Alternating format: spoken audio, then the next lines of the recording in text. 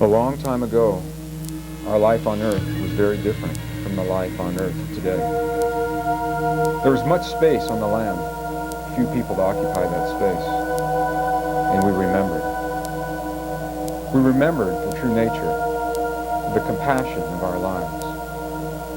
We remembered the gift of this world and the beauty within this world, the gift that we've come to call life. And then something began to happen. Our lives changed as the memory of that gift began to fade. Feeling separate from the very world that we had come to experience, we began to build machines, extensions of ourselves, external technology, to explore that world and once again remember. Deep into the quantum world of the sub-atom we have traveled.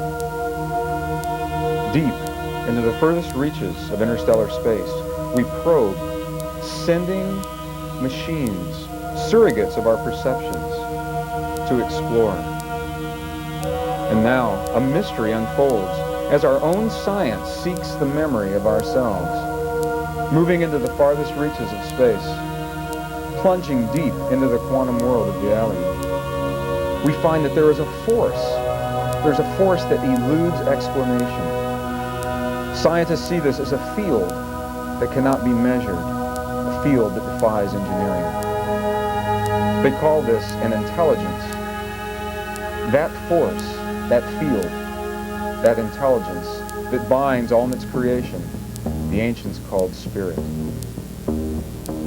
All of the data, all of the measurements, all of the information point back to you and I, asking us to remember, asking us to once again know the mystery within.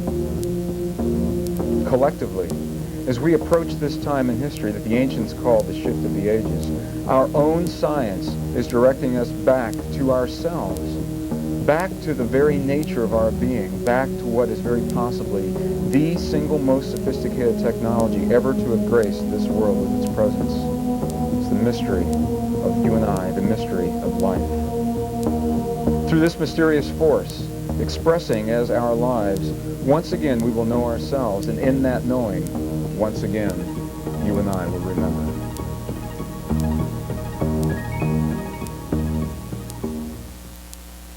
As I began putting this presentation together, it was so clear to me through my life experience and my life path that compassion would play such a key role in the unfolding of this information.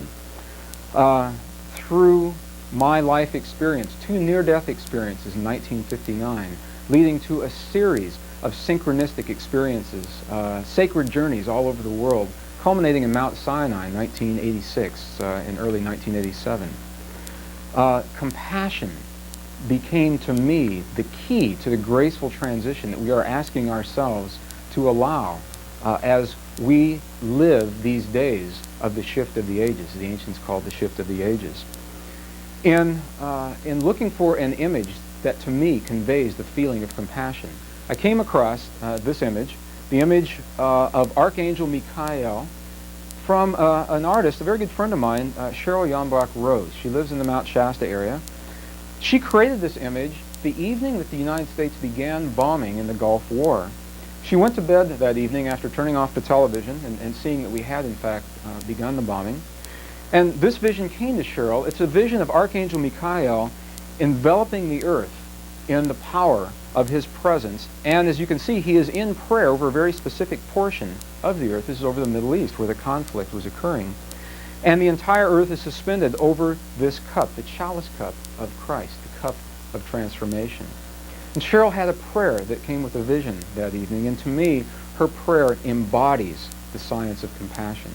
Her prayer was this, that no one would ever win this conflict, that no one would win this war, that there were no rights and no wrongs, that somehow the entire experience would be transformed into something greater in its outcome than it was in the components of its beginning. Well, you and I know that the history books will show that the United States won the war in the Gulf, and it remains to be seen, I believe, as to whether or not anything was really won or not. I will use this image often to convey to you, for me, the epitome of the science of compassion, the recognizing of the nature of the conflict, and the allowing of the experience. Within our modern culture, the 20th century idiom, our scientists are seeing events, unprecedented events, events that we have no reference points for at all, unfold before our eyes. We're seeing them on our Earth. We're seeing them far out beyond our Earth into interstellar space that surrounds our Earth.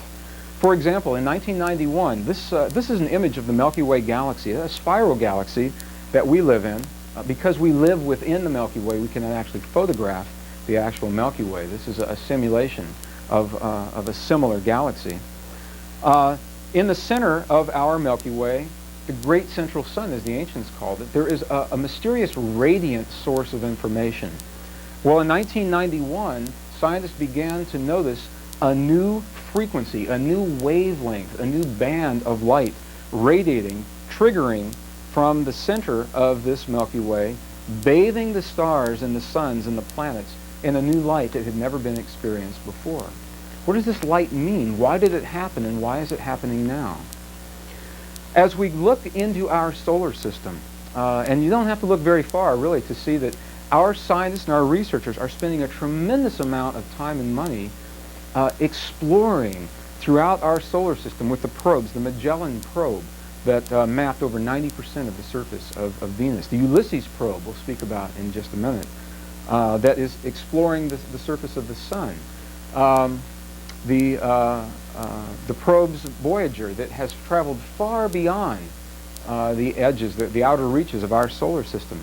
All these probes, the Viking probes in 1976, went to find life on Mars, biological life, never expecting to find archaeological evidence over 500,000 years old.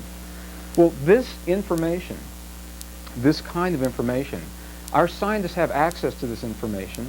There appears to be a discontinuity, a lack of continuity between the events as they see them unfold. Researchers believe that as they are witnessing these phenomena, that they are discrete, non-related phenomenon. Let's go into some of these. Let's look at some of this phenomenon as we delve into this information. And begin with the sun. Our sun, the radiant ball of light that we call our sun, is undergoing a tremendous change that began in the mid to late 1980s. What we began to see was an increased number of solar flares, solar prominences, tremendous X-ray bursts, solar flares that traveled across 93 million miles of space and actually lapped against the atmosphere of the Earth, interrupting our magnetic fields and playing havoc with our, wreaking havoc with our weather patterns. Well, in 1994, our scientists, American scientists, built a craft, the Ulysses probe. And we sent that craft to the sun to investigate further, to see what's really happening here on the sun. The first thing that they did was they traveled to the south pole of the sun to measure the magnetic fields. Now, we've measured these magnetic fields from the Earth in the past, and we've always believed that the sun, in fact, has a polarity in the magnetic field. And what we discovered in late December of 1994 was that as the Ulysses craft began measuring the polarity of the south pole of the sun, the readings were much lower than had been expected. The scientists said, well, that's interesting. Let's go to the equator and see what's happening at the equator. And it took a few more months, and by May of 1995, the Ulysses craft was at the equator of the sun, and again took readings, and to the surprise of our researchers, they discovered that the readings were very low and very similar to the readings that they had taken at the South Pole. So they said, well, let's go to the North Pole and see what's happening. So the Ulysses craft then traveled to the North Pole, we consider to be the North Pole of the sun, and what they discovered was this, that the readings from the North Pole, the South Pole, and the equator were very, very similar. There was not much differentiation between North and South Pole. And what scientists are actually saying now is that the sun has lost its polarity. The sun has lost the magnetic fields, the polarity of those magnetic fields, and has moved to what is called a steady state magnetic field. And that field is decreasing rapidly. Now that will be important in just a moment. So I'll ask you to remember to hold this thought. that the sun is losing magnetics, losing its intensity of magnetics very quickly. And we'll come back to that in just a few minutes. Jupiter, a beautiful planet. I love to see these images, these computer-enhanced images taken from several different craft. The storm, this red eye that we see on Jupiter, this storm, apparently unlike any storm we've ever seen on Earth, because this storm was first recorded over 3,000 years ago by Chinese astronomers. And it has been continuously raging in the atmosphere of Jupiter for approximately 3,000 years. Well, as you can see, this storm, the giant red eye in this storm, has a rotational component. You can see that there's a feel of a rotation on that component, or a rotational component on this storm. For over 3,000 years, astronomers have seen that rotation in a very specific direction. Something interesting happened in 1986, 1987, synchronistically perhaps, just about the same time that the sun began going through its changes with the increase in the solar flares and the X-ray bursts. This giant storm began to rotate in the opposite direction and continues to do so today. What would cause a rotation, a shift in an atmospheric phenomenon that has been constant for at least 3,000 years? What would cause that? Well, again, in 1994, not long after the Ulysses craft measured the magnetic fields of the sun, you and I witnessed an outrageous phenomenon by any standards on the giant of Jupiter, as we saw through our live cameras a single fragment of something, and right now we're not even sure what that something was. Some people believe it may have been a comet, some believe it may have been an asteroid of some kind. A single body moving quickly toward this giant, and within a few days of impact, that single fragment breaking into 21 separate fragments, and those 21 fragments impacting the surface, the gaseous atmosphere and the surface of the Jovian atmosphere. We saw that. We witnessed this rare event live in real time. Scientists speculated that this phenomenon would affect Earth in several ways. They speculated that, first of all, that the water vapor in Earth's atmosphere would be affected, and that it would rearrange that water vapor, shifting the weather patterns on the Earth. And that's precisely what happened. We've seen that. We're still seeing the effects from that. Scientists also speculated that the magnetic fields of the Earth may, in fact, be impacted by the shock waves. Every time one of these fragments struck the Jovian atmosphere, a shock wave traveled across interstellar space, essentially striking Earth each time one of these fragments struck Jupiter. 21 fragments struck Jupiter. Earth was hit 21 times by 21 wave fronts within rapid succession. The magnetic fields of the Earth were indeed impacted. And you'll see in just a few minutes why that's important, why you care, what these phenomena mean to you, to your emotional state of being, to your feeling world, to the relationships, the interpersonal relationships, to the genetic makeup of your being. As this similar as this information may appear, the reality is that all the phenomena that we are speaking of now are directly related and in support of a process. And is a process that you are living in your world, in your lives, in your bodies in this moment. And all of these phenomena, I believe, are byproducts of a much greater phenomenon that is occurring within here. That's where we'll be going with this for the next couple of hours. The shock waves in Jupiter. This is a computer-enhanced image of one of the shock waves from the point of impact, and you can see the wave radiating out through the Jovian atmosphere, through the gases of the atmosphere, and then on into, across space, into the proximity of the Earth.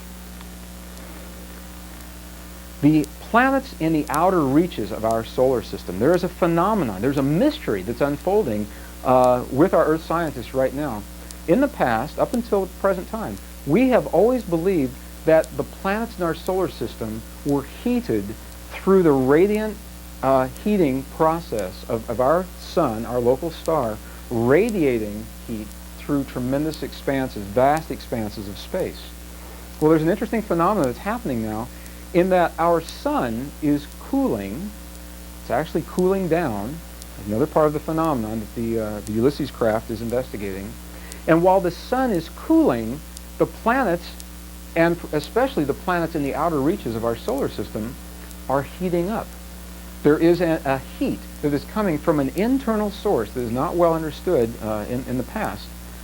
In these planets, the mystery is, where's that heat coming from? Why are these planets heating up now? If it's not coming from the radiant heat of the sun, what is generating the heat within these planets? Well, to understand really what all of this information is all about, we may study out there. We can look out into the outer reaches of interstellar space, and we are finding information that is useful to us. Right on our own Earth, in our own Earth, is where we're really, really beginning to understand the meaning of what these phenomena mean. And I'll be very clear about this right now. For me, understanding the meaning of the events as they're unfolding in our lives provides a context. And it is within that context that you and I will move very quickly beyond the charts and the graphs and the magnetics and the frequencies and all the things, all the technical things that we're speaking now. We'll move beyond that into the very real, the very feeling, the very emotional world of our day-to-day lives and our relationships, and why those patterns, why the patterns of relationship are shifting so quickly right now, and what that means to the genetic makeup of our bodies as we approach this time that the ancients called the shift of the ages.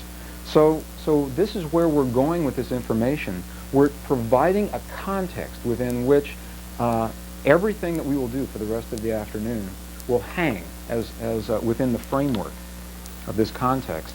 As we look at the Earth, we are seeing unprecedented phenomena unfolding throughout the systems of energy that allow Earth to be Earth. Social systems, political systems, economic systems, geological systems, meteorological systems, agricultural systems. As different as they all seem, they are simply patterns of energy, patterns of information that are bound together, held in place through common threads of vibratory experience. And those threads are shifting. As they do, Earth shifts in response to those threads. Now this is a map, a portion of a map of the tectonic makeup of the surface of the Earth. The tectonic plates that move and slip over the inner portions of the Earth, allowing Earth the expression of crustal features. And what you're seeing, if you were able to see this clearly on your screen, you would see along each of these plate boundaries a series of red dots. Each one of those dots represents a seismic event. And what we're seeing is that we have an unprecedented number of seismic events, earthquake activity, occurring globally in our world right now. Some you hear about if it's local, if it's in North America. Recently, within the last year and a half, we have had earthquakes throughout the Midwest, Indiana, Missouri, Kentucky, in the Northeast and upstate New York. Something interesting is happening in California. When I had the opportunity to work as a geologist for Phillips Petroleum in the, it was in the mid to late 1970s, there was a number, a telephone number, a hotline that you could call for the United States Geologic Survey. And on that hotline, daily, they would report the numbers of seismic events occurring in different parts of the country. So in California, for example, they would say level 1 on the Richter scale, we had 5 seismic events. Level 2, we had 3, or whatever it was. Well, recently, USGS has had to stop that service for level 1, level 2, and level 3 events because there are so many of them, they cannot discern where one ends and another begins. It sounds, to the researchers, it sounds like one continuous rumble under the surface of the Earth with not much break in between. That's the good news. What that means is that the crustal pressures are being relieved gradually as we would choose for them to be without much notice. We've never seen this happen before. Other parts of the world, in Japan in 1994, there was an event, a phenomenon, through geologic standards, it's outrageous. If you weren't following the tech journals, you probably did not see much of this piece of information. In late 1994, there were a series of earthquakes in southern Japan, which is not unusual in and of itself. What was unusual was the number and the severity. Instead of having 1 or 2 or 3 or 5 or 10 or 30 or 40 or 60, there were over 70 consecutive sequential seismic events that happened in Japan in December of 1994, and they were non-related. It wasn't like one was triggering another, was triggering another, was triggering another. They were independent, non-related events. We saw something very similar in Southern California not long ago, actually on my birthday, on June 28th, in Southern California, when 2 independent, simultaneous earthquakes were triggered at precisely the same time. Up until that time, researchers had never seen a phenomenon like that before. It had always been one triggering another. 2 of them happening at the same time within just a short distance of one another. So we're seeing unprecedented numbers and degrees of seismic activity all over the world. In Bolivia in 1994, I was in Peru with a group. We had were completing a sacred journey through Lake Titicaca. And we were actually on the water in the lake when just across the Bolivian border there was an earthquake with an epicenter 400 miles beneath the surface of our planet. 400 miles. We didn't feel that earthquake, and we were just a few miles away in the water. Where they felt that earthquake was in North America, in Toronto and in Denver, Toronto, Canada, and Denver, Colorado. And researchers said, why? Why didn't the people in Peru feel that earthquake? And the reason is, and what they now know, is that that earthquake was showing us something about the interior of our Earth that was very different from what we had believed in the past was the true nature of the interior of our Earth. Even if you're not aware of any of the other events we're speaking about, you do not have to look very far to see nearly every major publication within the last few years has either developed a special issue or devoted a large portion of a regular issue to unusual phenomenon. Time magazine did a beautiful expose on the vanishing of the ozone layers. What this article is actually saying, it was in part a research project through NASA. What they discovered was that the ozone was disappearing much more rapidly than they had ever suspected.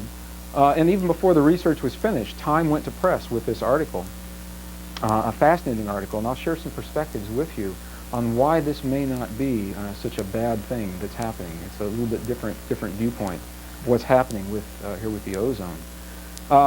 Scientific American, Science News, all of them are talking to science and tech journals about global patterns of weather changing. Some say that we're warming up, the greenhouse effect. Some say that we're cooling down, moving into a new ice age. Which is it, one or the other?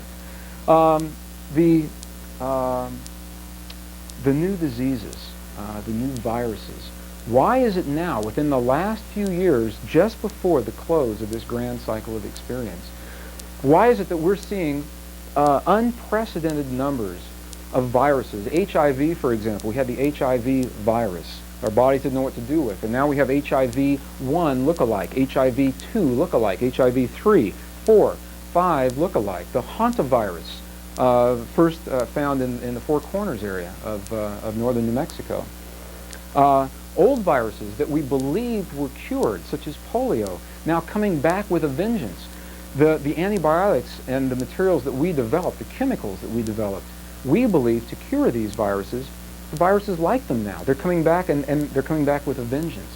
Why is this happening? Why is it happening now? What does it mean to you? What does it have to do with everything else that we're talking about here? Planets heating up in our solar system, unprecedented numbers of earthquakes in our planet. Well, in addition to those phenomenon, we have some even more beautiful phenomenon, I believe, and pretty outrageous at the same time. Phenomenon to look at, crop circles. Crop circles first appeared in numbers, in large numbers, mid-1970s, 75, 76, right around in there. And for those of you that may not be familiar with the crop circles, I'll review them just briefly. They were simply circles, patterns, in cereal grain crops in nearly every crop-producing country in the world, where the stalks of grain in an authentic crop circle where they are gently bent at a 51-degree angle. They are still alive. They still produce their fruit. They may still be harvested if they're done early enough in their season. Researchers have discovered that samples of grains taken from within the crop circles are very different from the control samples that are taken outside of the circle. For example, the crystalline structure is different within the circle than it is from outside the circle. Seeds that are grown from within, samples taken from within this crop circle, germinate very quickly. They bud very quickly, and they produce more berries per unit than those taken from outside of the circle. There certainly are crop circles and glyphs that are hoaxed, and they do not produce the same phenomenon. They are not gently bent at a 51-degree angle. The stalks are actually broken on those. So in the mid-1970s, we began to see an increasing number of, at first they were circles, and the researchers were quick to say they're either hoaxed or they're natural phenomenon. They're just wind whipping these crops into vortices. Well, we began to see things like this. And I put this slide in here so that you could see the detail, the interwoven nature of the stalks. It's pretty difficult to hoax something like this, and especially over glyphs that are 200 and 300 yards in diameter. An interesting side note, in 1994, for the first time, we've never found any animals that were caught up within any of these crop circles, probably because most animals, when they hear or sense whatever it is that's creating these circles, the animals run. Well, there is one particular animal that does just the opposite of that, and that is a porcupine. Porcupines, when they sense danger, they simply curl up into a ball and stay put until the danger has passed. Well, in 1994, for the first time in Canada, there were 2 porcupines whose quills were actually woven into the structure of the crop circle as it was unfolding.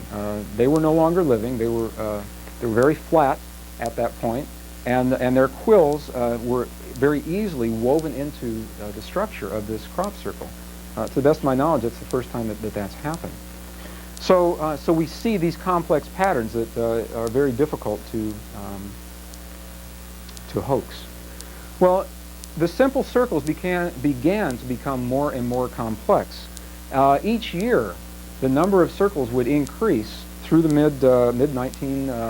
early 1990s, and each year there would be what was called a grand finale, the greatest, most complex, most beautiful crop circle of all. This particular image here is from 1993, I believe, and this is considered to be the grand finale of 1993. Well, the researchers that were saying we had a natural phenomenon of wind whipping these crops into vortices looked at this and they said, well, this is pretty complex. It looks very intentional. Maybe there's something else happening. In 1994, I had the opportunity to attend and present a body of information at a crop circle conference in England. And while we were there, crop circles were appearing at the rate of about 11 per day all around the area where we were at. The next slide that I'll show you is what I consider to be the grand finale of 1994. A beautiful image of a very powerful pattern in the science of sacred geometry. If you're familiar with sacred geometry, you know that this is called the seed of life, and that it is an integral component of a greater pattern called the flower of life. If you are not familiar with sacred geometry, you simply know by looking at it, you sense, you feel that there's something important happening here. This is a very powerful resonant symbol that we have. Well, 1995 crop season has just completed. We just got the slides back. I haven't really shown them to many people. And the next image that I have is, for me, one of the most interesting in 1995. And what you're seeing here, many researchers believe that we're seeing a model of our solar system. Here's the sun in the center. And just beyond the sun, you see Mercury in the orbit of Mercury, Venus in the orbit of Venus, the orbit of Earth, and there's no Earth in this orbit. And then Mars in the orbit of Mars, and the asteroid belt in its orbit, and we're not seeing anything beyond that. To many researchers, they believe that this is saying something very similar to what many of the crop circle messages have said, and that's simply that there is a change unfolding upon the earth, within the lives of the people upon the earth. I do not necessarily believe that this means Earth is disappearing. I believe that Earth, as we have always known Earth, is going through a tremendous transition and will probably never look the same following the transition as it did before that. And not intending to suggest here in this slide that there will be no Earth at all. Simply not the same Earth as we've seen before. Well, we're seeing these glyphs appear in many places, but some actually very unexpected places. The next slide that I'll show you is a slide that came to us from a little town known as Shaughnessy. And in Shaughnessy, what we see is the caption on the picture here. It says, they'd been seen before in Shaughnessy, but Doreen was still unprepared for the eerie rug circles that she was seeing in her living room. So maybe they are appearing in some other places. I don't know. Of course, this is ridiculous. And it's not that far from a phenomenon that is actually happening right now. I have not seen crop circles in people's carpets. I have seen actual photographs of glyphs that are appearing in places where there are no crops, and they use whatever media is there.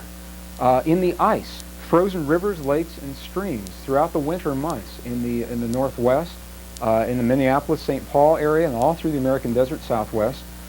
We're seeing those. The glyphs are not etched into the top of the ice or into the bottom. They're actually embedded in the inner layers of the ice, and they don't really last long. And even beyond that, for the first time this last year, 1995, I saw a phenomenon in northern New Mexico on a sandbar in the Rio Grande River. This image that I'm going to show you was taken from a balloonist who was at about 2,300 feet above the surface of the Earth. He lost air in his balloon quickly and dropped to about 200 feet. He believed that he was going to crash.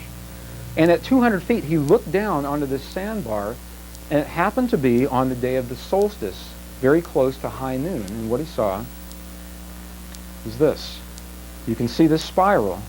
This is a very, very particular, very specific kind of spiral that you will see often in the petroglyphs of the Southwest, in the traditions of the Hopi, the Navajo, many of the other indigenous people of that time. The spiral of time, the spiral of life. And the interesting thing about this and this particular spiral is that it didn't last long. It was gone within just a few hours of this sandbar. The water receded, the glyph was exposed, and then the glyph disappeared and the water covered it up again. So we're seeing a phenomenon that, if it is not new, has not been recorded much over the last few hundred years. All these things are happening now within the last few years of the close of this cycle, the close of this decade, this grand cycle of experience that began nearly 200,000 years ago. Why? What does it mean? What does it mean to you and I? Again, the continuity of the information and the context within which this information is offered are so important. One additional phenomenon that I'd like to speak about as we're moving into this information is something called the photon belt. There's a lot of information, a lot of books out now, and people are talking about the photon belt, what it means to us, what it means to our lives as we're witnessing this this phenomenon for which we have no reference point. We've never seen this happen before.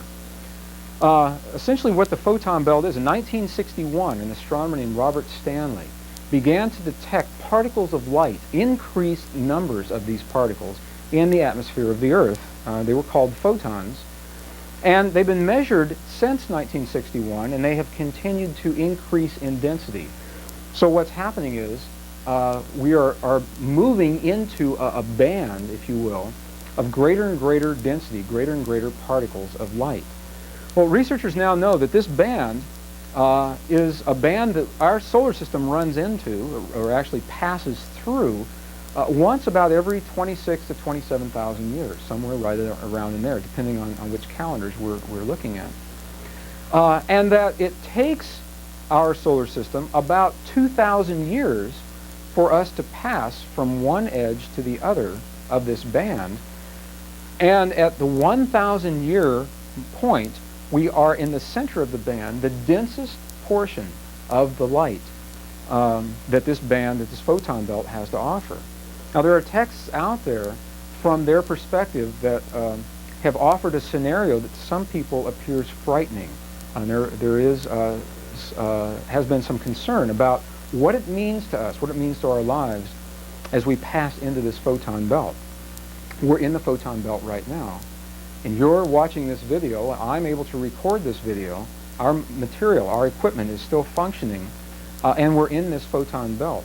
What I believe is happening is that the interpretation of our time, when we actually reach the midpoint of the photon belt, that time coincides very closely with a point in history that the ancients called the shift of the ages.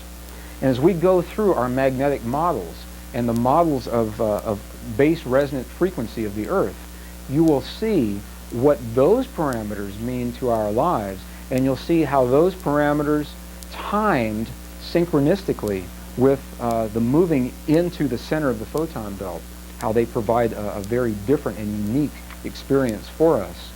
I believe that this is a very healthy and a very natural process that we are moving into, is a process not to be feared, to be welcomed, as this photon belt is offering to you and I a reference signal, a reference frequency of light.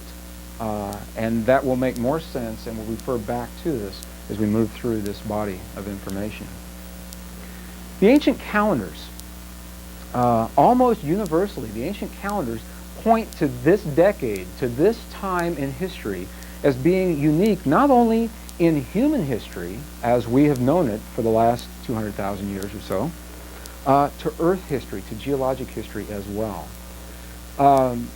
Almost universally, the calendars, the Chinese calendars, Tibetan calendars, the Mayan calendars, the Egyptian calendars, that were developed thousands of years ago, end in these days. They end in this time, and they all point to now as being a time that is very unique in history. This is an image of, it's taken from the wall of the Temple of Dendara in Egypt. And I know from where you are, it may not be clear what this image is. I'll give you a schematic next. I'll show you a schematic drawing so you can actually see what we're looking at. This is the original zodiac calendar from this temple wall. This is where the original patterns of the zodiac come from. This calendar, this Egyptian calendar, began nearly 39,000 years ago. Now, 39,000 years ago, this calendar was developed, and it ends now in these days. The Mayan calendar, by some estimates over 18,000 years old, points to now, to this time in history. Jose Arguelles, in his book, The Mayan Factor, suspected that Mayan calendar measures something much more than time, in addition to the passing of linear time. What the Mayan calendar says is that time, as you and I have always known it, actually ended in July of 1992. And between July of 1992 and December of the year 2012, you and I are experiencing the interface, a transition point between two kinds of time as they are defined by the light received upon the Earth, tying back to the photon belt. During that time, the Mayans were so specific about this period in time that they even had a name for this time. They called it no time. And they said those who would live this interface period between the time that's always been and the time that is yet to be, those who would live this time would be living the time of no time. And that it would take a very, very powerful being, a very special being, a being capable of remembering and focusing and holding the focus of the nature and the intent of their life purpose to live during this transition time. So the Mayan calendar, 18,000 years old, points to these days, to this time in history. Why are these calendars all pointing to now? What is the trigger that is allowing this shift, allowing a change of some kind to happen according to these calendars as we know them now? Well, to really understand what this process is all about, all of the phenomenon, all of the unprecedented and outrageous things that we're seeing happen for which there are no reference points, to really understand the continuity and the related nature of these events. I believe it is key to begin to view the earth through the eyes both of the ancient traditions and the language of our modern science. It's the marriage, the union of those traditions that allow us the understanding and the wisdom to move forward through this unprecedented time in history. So as we go to the earth, just for a few moments, this will look like maybe like Science 101, just for a couple of moments. I'll ask you to consider this. You may have done this experiment at some point when you were in school. If you didn't, you can do it at home on your own. You can go to any hardware store, take a bar of iron, and wrap a conductor around that iron, copper wire, a certain direction, and pass electricity through that wire in one direction. And what will happen is the iron bar develops a phenomenon known as polarity. It has a north and a south pole. Okay? When the electricity is shut off, the polarity goes away. It is the flow of electrons, now this is important, the flow of electrons in a circular fashion around the iron that produces the fields of the magnetics. Okay? Now, if you take that same iron bar with the same configuration and pass electricity in the opposite direction. Okay, so we're just passing electricity in the opposite direction.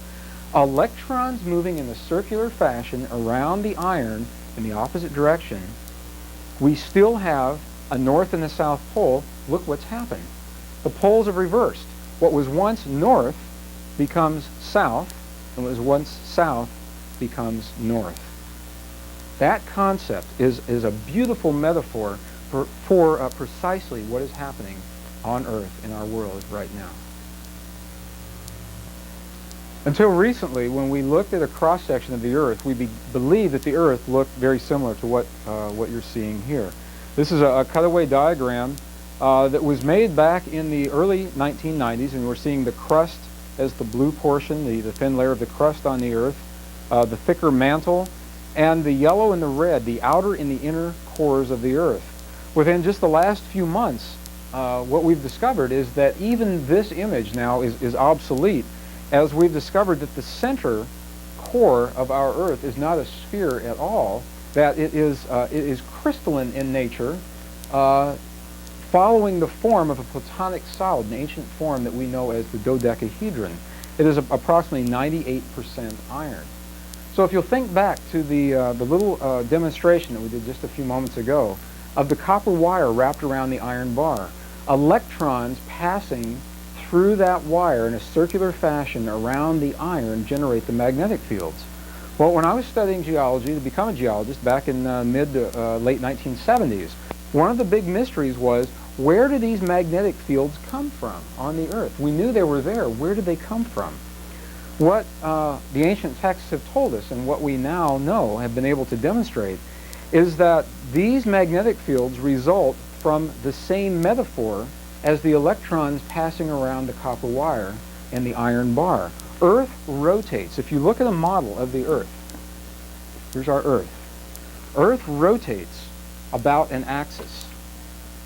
Okay, and in that rotation, what is happening is, to be very clear about the mechanism, is that the overall rotation is occurring, and within that, the mantle inside the Earth rotates at a different speed, and the outer crust rotates at a different speed, and the inner crust, the inner core rotates at a different speed, and they are all rotating simultaneously at varying rates. In that rotation, what you have is essentially electrons moving around iron, the iron cores of the Earth. And it is this rotation of the Earth that generates the very powerful magnetic fields that we're discussing now. So, the magnetic fields of the Earth are generated from the rotation of the Earth. There is something very interesting that is happening with the magnetic fields of the Earth right now. Researchers have known for years that the faster the Earth rotates, the stronger the fields, and the slower the Earth rotates, the weaker the fields of the magnetics are. Okay, now that's important. Look at this. In this image, what you're seeing here, this red line is a line of the magnetic fields of the Earth through time. Time is passing in this direction. Right here, this is the present time today. Now we're looking 2,000 years ago. And what we see is that 2,000 years ago, the magnetic fields were at a peak. They were higher 2,000 years ago than they had been for a long, long time. And they were higher 2,000 years ago than they have been at any time since then. And what we can say is this. We can say that 2,000 years ago, Earth had the strongest, the densest magnetic fields. Earth was rotating faster 2,000 years ago, generating those stronger magnetic fields. And something began to happen. As you can see, the magnetic fields are dropping. Well, if the strength of those fields is tied to the rotation of the Earth, and the faster Earth rotates, the stronger the fields are, when you see low fields, what you are seeing is a decrease in the rotation of the Earth. And that's precisely what is happening. Earth right now is slowing down. It rotates slower and slower each year. Our researchers know this. Researchers know this. They measure this, the National Bureau of Standards in Boulder, Colorado. Every year, they must adjust the atomic clocks, the cesium-based clocks that keep track of our time. They have to adjust those clocks to compensate for the slowing of Earth's rotation. Now, admittedly, it's not very much that they have to do the adjustments. They're very, very small, incremental periods of time, and those periods of incremental time are cumulative. They add up over long periods of time. And the researchers actually say, they say that if we did not do that, by the end of this decade, what used to be noon would become midnight. That's how much of a change the rotation has, the effect that it has on our keeping of time. Well, if we're seeing this magnetic field decrease, what we're seeing is the slowing of the rotation of the Earth. So on our little board over here, I've drawn a diagram for you to help illustrate the points that we're going to make regarding this. The red line that you see, this red line represents the intensity of the magnetic fields of the Earth as time increases in this direction. Okay, so here's the magnetic fields on this scale here. Here is no magnetics, a 0-point magnetic, and we're somewhere around in here. We're losing, we're losing magnetics very, very quickly. The interesting thing is that it is not a linear drop. Researchers can't look at where the magnetics were 50 years ago and then look at where they are 5 years ago and draw a straight line and say that's where they're going to be 5 years from now. It is not a linear function. It is a geometric function. I hope that's an erasable pen that we have on here. It's a geometric drop that we're seeing on these magnetic fields. So you say, well, how much are these fields actually dropping? Right now, we're experiencing about 50% less magnetics in our planet than we did only 1,500 years ago. 50% less. And it appears that we're losing around 5 to 6, maybe 8% of the magnetic field every 100 years up until fairly recently, and now we're losing even more. It's happening quicker. So what we can say is the more that the fields drop, the faster they drop. Through mutual friends, I had the opportunity to talk about this information with someone from the GeoMonitor organization. They keep track of things like this kind of information, magnetics, frequency, and such. And they said, yes, in fact, the Earth's magnetics are dropping very quickly. And they said two very interesting things that I'll share with you now. First thing they said was that any time in recorded history that Earth's magnetics have dropped to this degree, it has always been a precursor to a 180-degree polar reversal, to the North Pole becoming the South and the South Pole becoming the North. You'll see the mechanism for that in just a moment. And the second thing that they said I think is really interesting. What they said is this.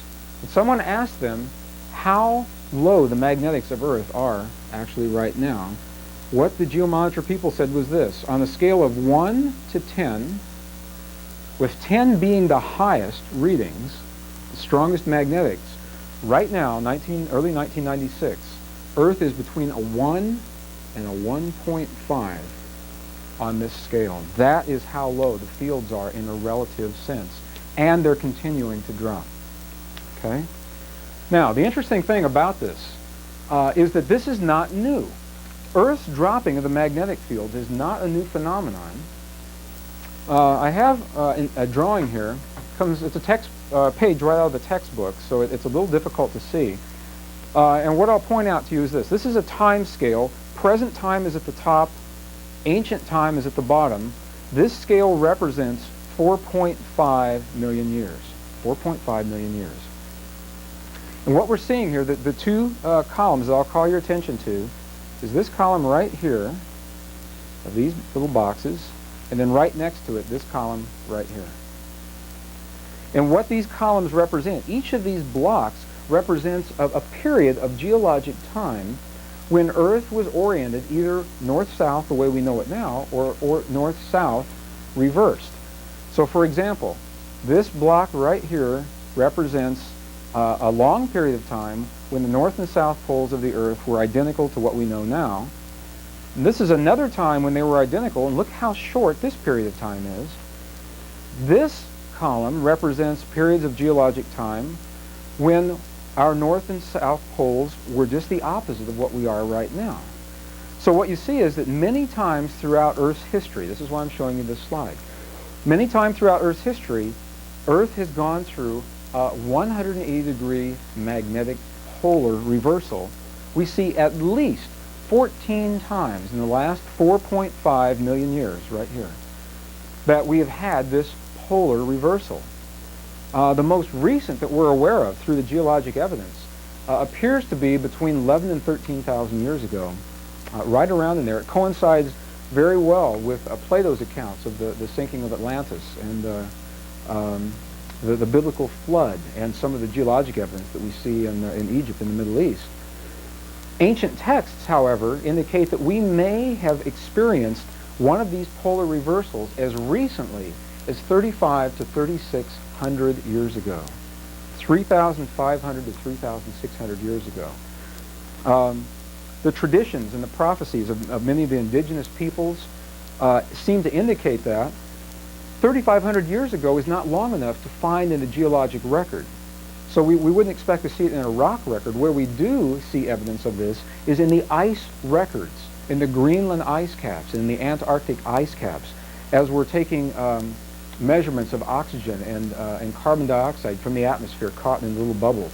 Something was happening 35 or 3,600 years ago. It also coincides very nicely to Zecharia Sitchin's work through his book, The 12th Planet, and many of the catastrophic events that he has indicated. So we may have experienced in our world a 180-degree magnetic reversal as little as 3,500 years ago. To the best of my knowledge, this has never happened with 6.5 billion people living on the planet. And it appears that you and I are living the precursive days, the precursive experiences to precisely this experience and more. Now watch this.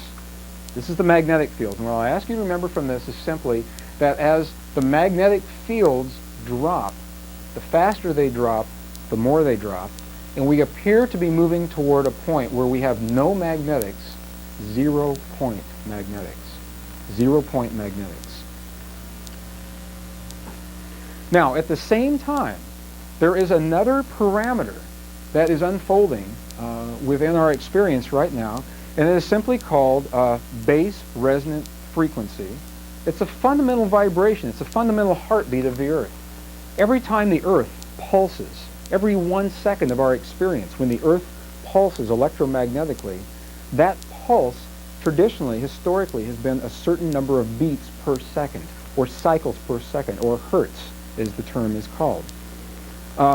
Traditionally, that number has been about 7.8. This number was first measured directly back in 1899 and 1900. And all the way through the early part of this century, through the 20s and the 30s, throughout World War I, World War II, all up in the 1950s, as late as the early 1980s, this number held constant, approximately 7.8 cycles per second. It is such a constant that actually in 1958 there was a meeting of a global meeting of technological countries that agreed from 1958 on not to publish the base resonant frequency of the Earth, not to publish that information, because it became a fundamental communications frequency, and later was key in new weapon systems, electromagnetic weapon systems, based on this fundamental heartbeat of the Earth. That was the IGY, the International Geophysical Year. Well, we believed up until recently that this number 7.8 was a constant, that every second that we experience, that Earth pulses a certain number of times. Well, something interesting began to happen in the, again, in the mid to late 1980s. What we see is this. There's 7.0, here's 8, 7.8, all the way through 1970s, 1980. In the mid to late 1980s, 86, 87, right around in there, that number began to increase mysteriously. And it went from 7.8 to 8 to 8.23 to 8.6. At the end of 1995, the number was validated at 8.6 cycles per second. In just a few years, it had been a constant throughout the time that we had been measuring this parameter. Now in early 1996, researchers are reporting numbers as high as 9 cycles per second. But while I have not seen that directly, those are the reports that are coming in. And I wouldn't be surprised because, as you can see on our little chart here, this green, the green line that we have drawn, this is the representation of this fundamental heartbeat, of the base resonant frequency, or the Schumann frequency of the Earth. This is frequency. And by the way, if you'd like to look this up in the open literature, this is under Schumann cavity resonance, S-C-H-U-M-A-N-N. If you do a word search on that at the library, you'll get about 250 references for a musician named Schumann. Go to the bottom of those, and if there are any references for the Schumann frequency, that's where you'll find them. So here's what we're seeing. Here again, time is moving in this direction, and our frequency increase is on this scale over here. What we're seeing is this, that as we move forward in time, this vibration is increasing, and again, it's nonlinear. The more it increases, the faster it increases. Now, there's something interesting about the way that frequency appears to be governed in our lives. There's a series of numbers. If you've studied the science of sacred geometry, I know you're very familiar with these numbers. If you've been to any of our workshops, you've seen them. It is called the Fibonacci, or Fibonacci, F-I-B-O-N-A-C-C-I. Fibonacci series of numbers. It is a sequence that begins like this. These are the first 12 elements of the sequence. 1, 1, 2, 3, 5, 8, 13, 21, 34, 55, 89, 144. Any element is derived by taking the sum of the previous two elements. 1 plus 1 are 2, 2 plus 1 are 3, 3 plus 2 are 5. This is a key, a fundamental code in governing the way that life expresses in our world. In your body, for example, if you're to measure the tip of any finger in your hand to that first joint, you will get a number, and so will the person sitting next to you. And if you take from that tip to the next joint, you'll get another number, and so will the person next to you, and the numbers will all be different. If you divide one number into the next, if you divide the big number into the little number, what you will get, even though the numbers are all different, the ratio between the two numbers will be the same. That happens with this series of numbers. If you divide 8 into 5 or 3 into 2, and that ratio looks like this, 0.618. We call it the golden ratio, the golden mean. It appears to be such a powerful series of numbers, governing not only the proportions of the human body and the way our eyes are set in our head, and the heights of our ears, and where our nose is from the top of our lips, how large our lungs are, where the navel is in proportion to the rest of the body, how a finger knows to be a little finger instead of a thumb or an index finger. This series of numbers governs the branching patterns on trees, the root systems on plants, the way that water forks and branches as it moves downhill, the way that lightning branches, if you see finger lightning as it moves through the sky. Those dendritic patterns are all governed by this series of numbers, and it appears that this series of numbers also governs the fundamental heartbeat of our Earth. So, historically, Earth has hovered around 8 cycles per second. 7.8. Just under 8 cycles per second.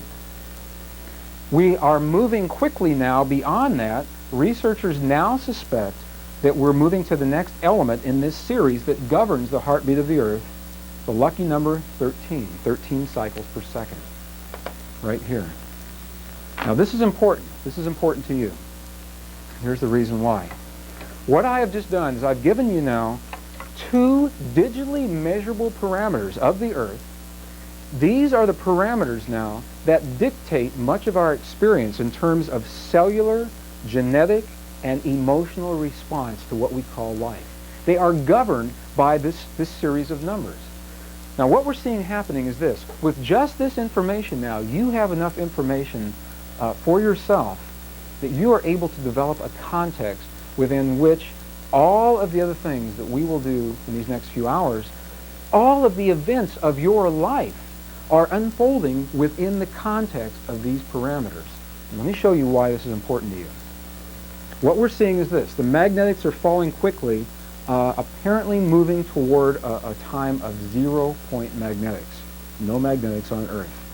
Frequency is increasing quickly, apparently moving toward or possibly reaching a threshold fundamental resonance of 13 cycles per second, 13 hertz.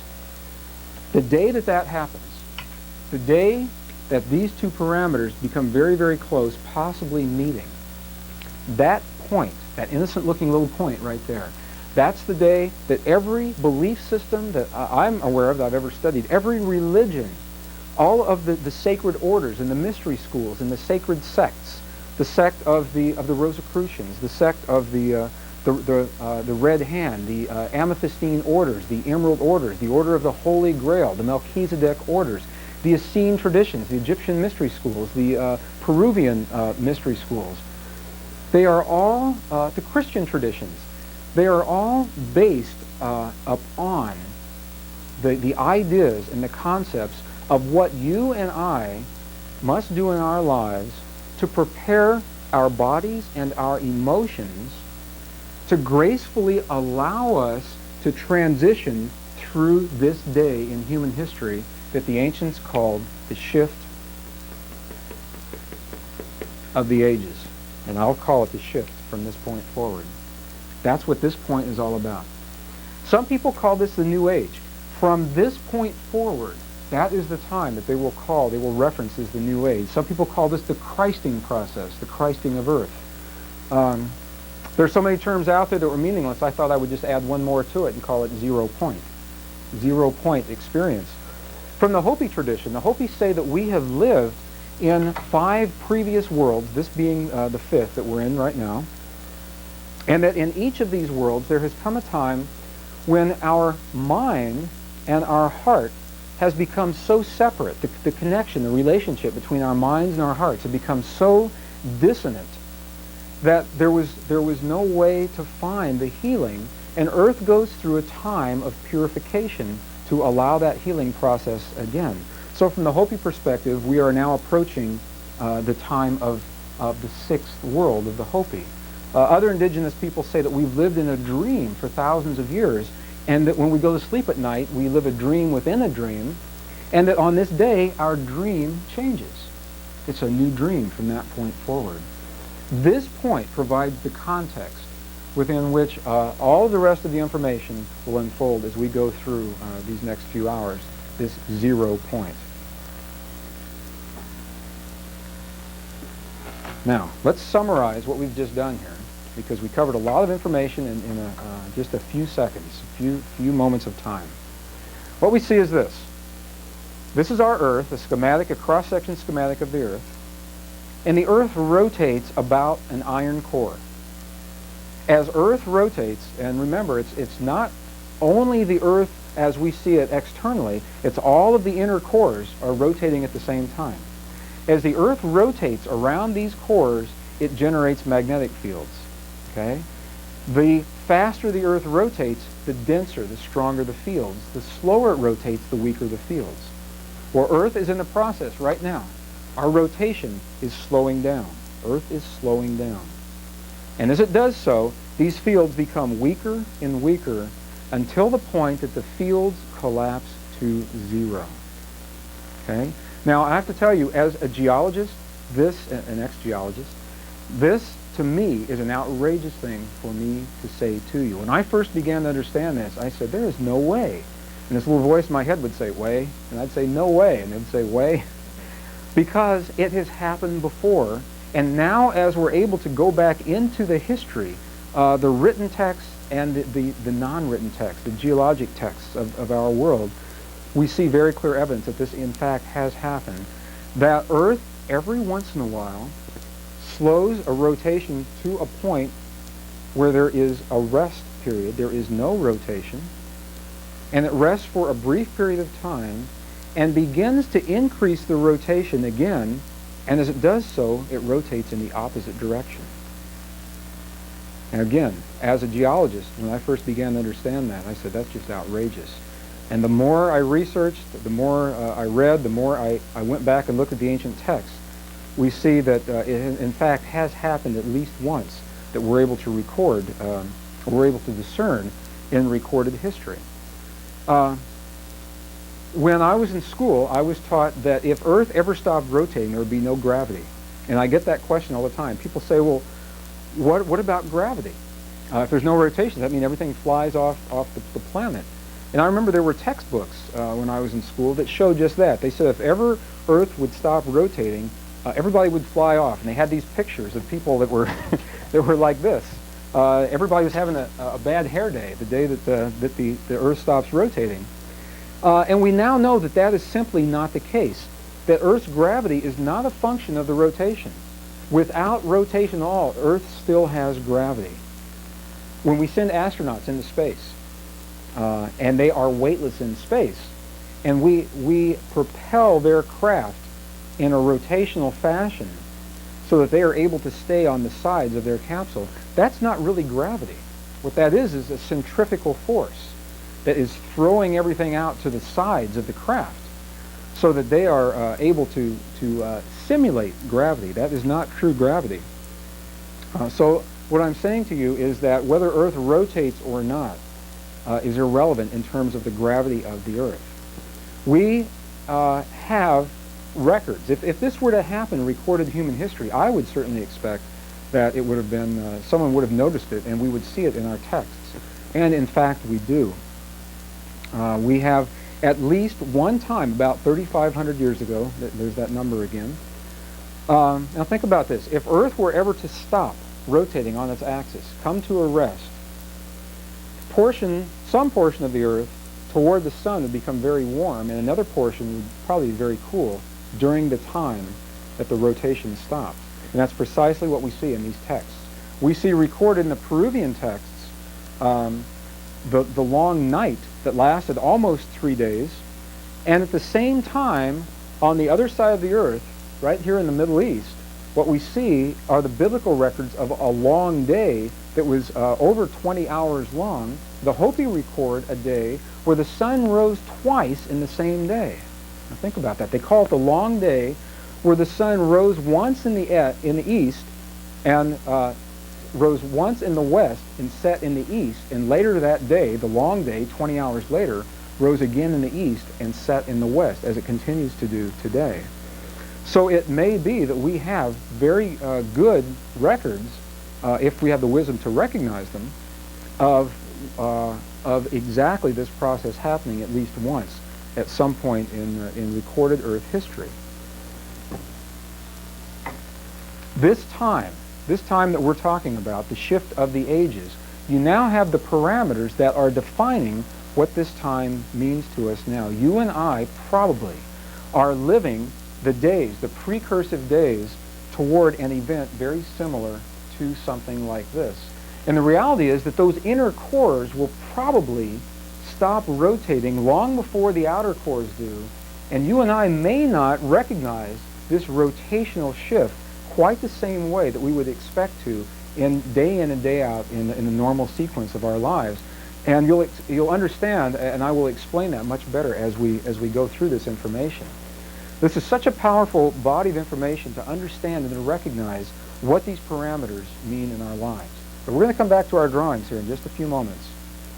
What I'll ask you to do is to simply remember this process of decreasing magnetics and increasing frequency. Hold that thought just for a moment. I have another drawing here. This is what's called, it's a very simple phase diagram for you engineers. It's a phase diagram. I chose water, H2O, showing the different ways that water may express itself under different conditions. And you know these conditions, and that's why I chose this, so you could see these. Now this is temperature moving in this direction, increasing in this direction, and this is atmospheric pressure increasing in this direction right here.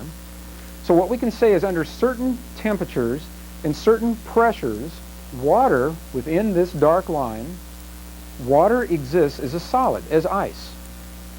Under a whole range of pressures right here, and under a narrower range of temperatures right here.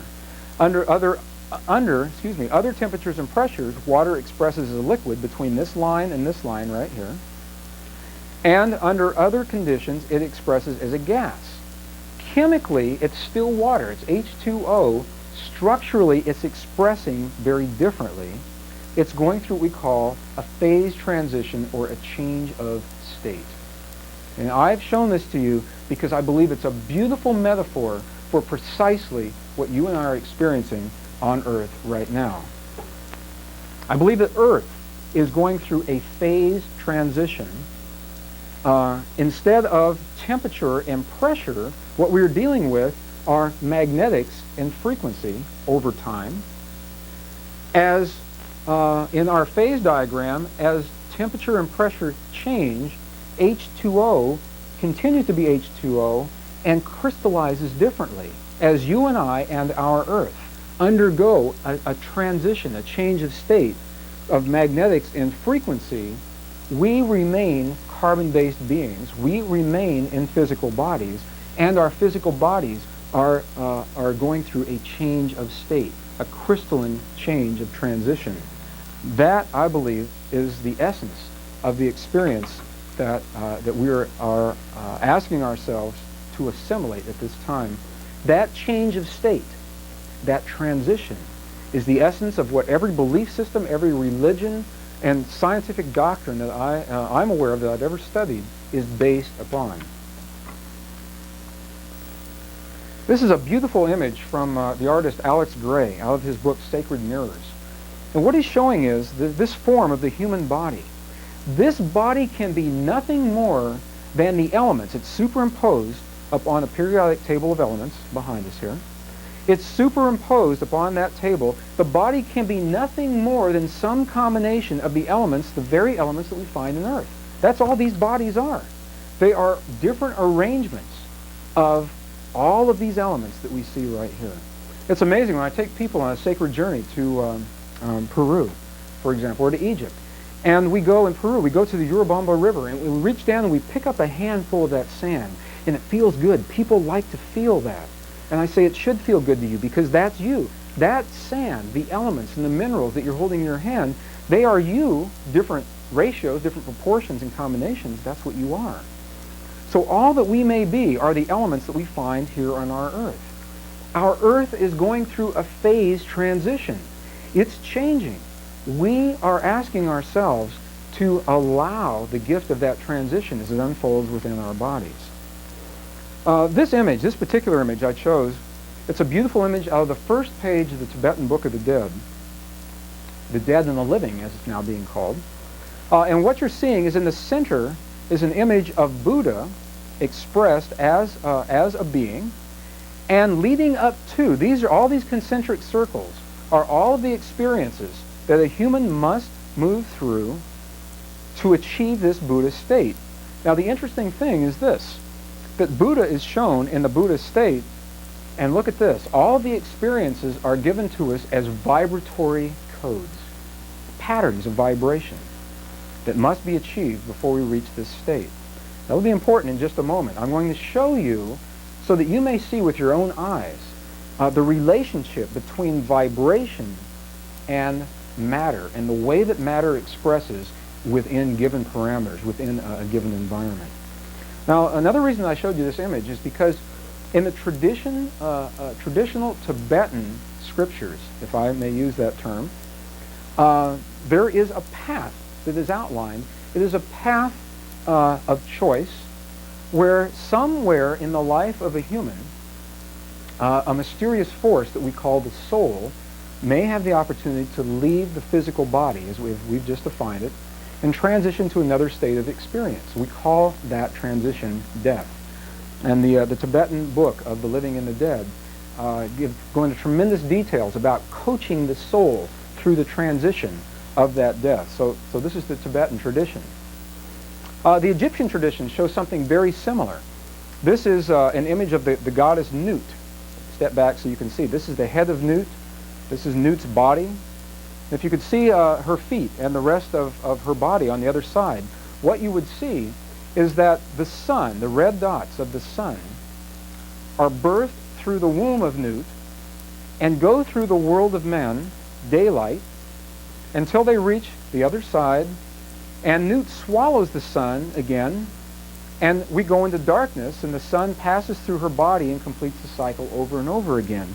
Through this tradition, this is a code that was left in the mystery schools in the Egyptian temples. We live this cycle of light and dark in every breath that we inhale and exhale, in every day of our lives as those days pass through our lives. And they also make a distinction that at some point within the lifetime of each human, we will have the opportunity to make this transition where the life force or the soul leaves the body. The body returns to those elements that it came from, just like you saw in Alex Gray's drawing, and the soul moves on into a new expression of itself, a very different experience. Okay?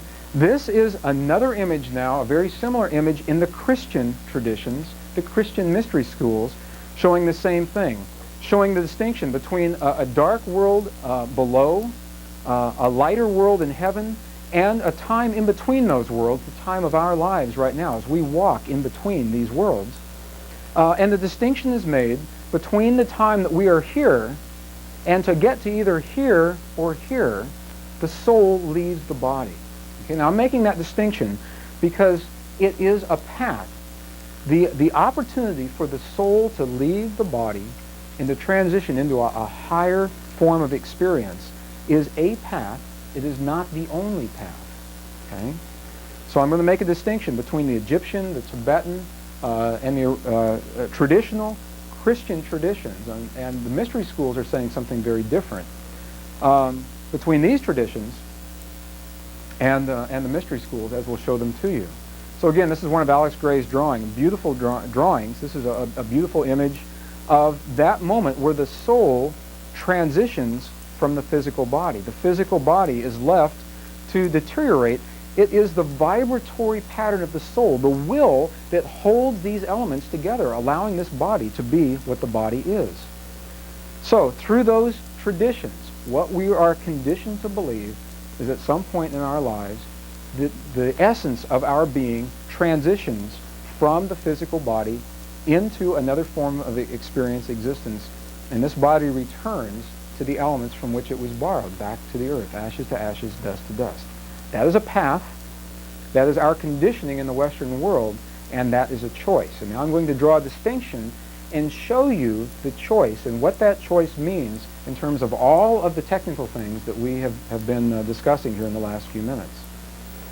Through the mystery schools, we are given another path, another opportunity for the body to express differently through life. These are, I just took some random passages out of ancient and sacred texts from the mystery schools, just to give you some idea of why context is so important. I'm going to read some of these to you. You may not be able to read them well on your own screen. I'll read them to you, and bear in mind that without context, what we're reading here makes very little sense to any of us. Our biblical texts say this. They say, "Lo, I tell you a mystery. In those days," they're talking about the shift of the ages. "In those days we shall not all sleep. We shall all be changed in a moment, in the twinkling of an eye." Now what does that mean? What does that mean, that change? Without context, it doesn't make much sense at all.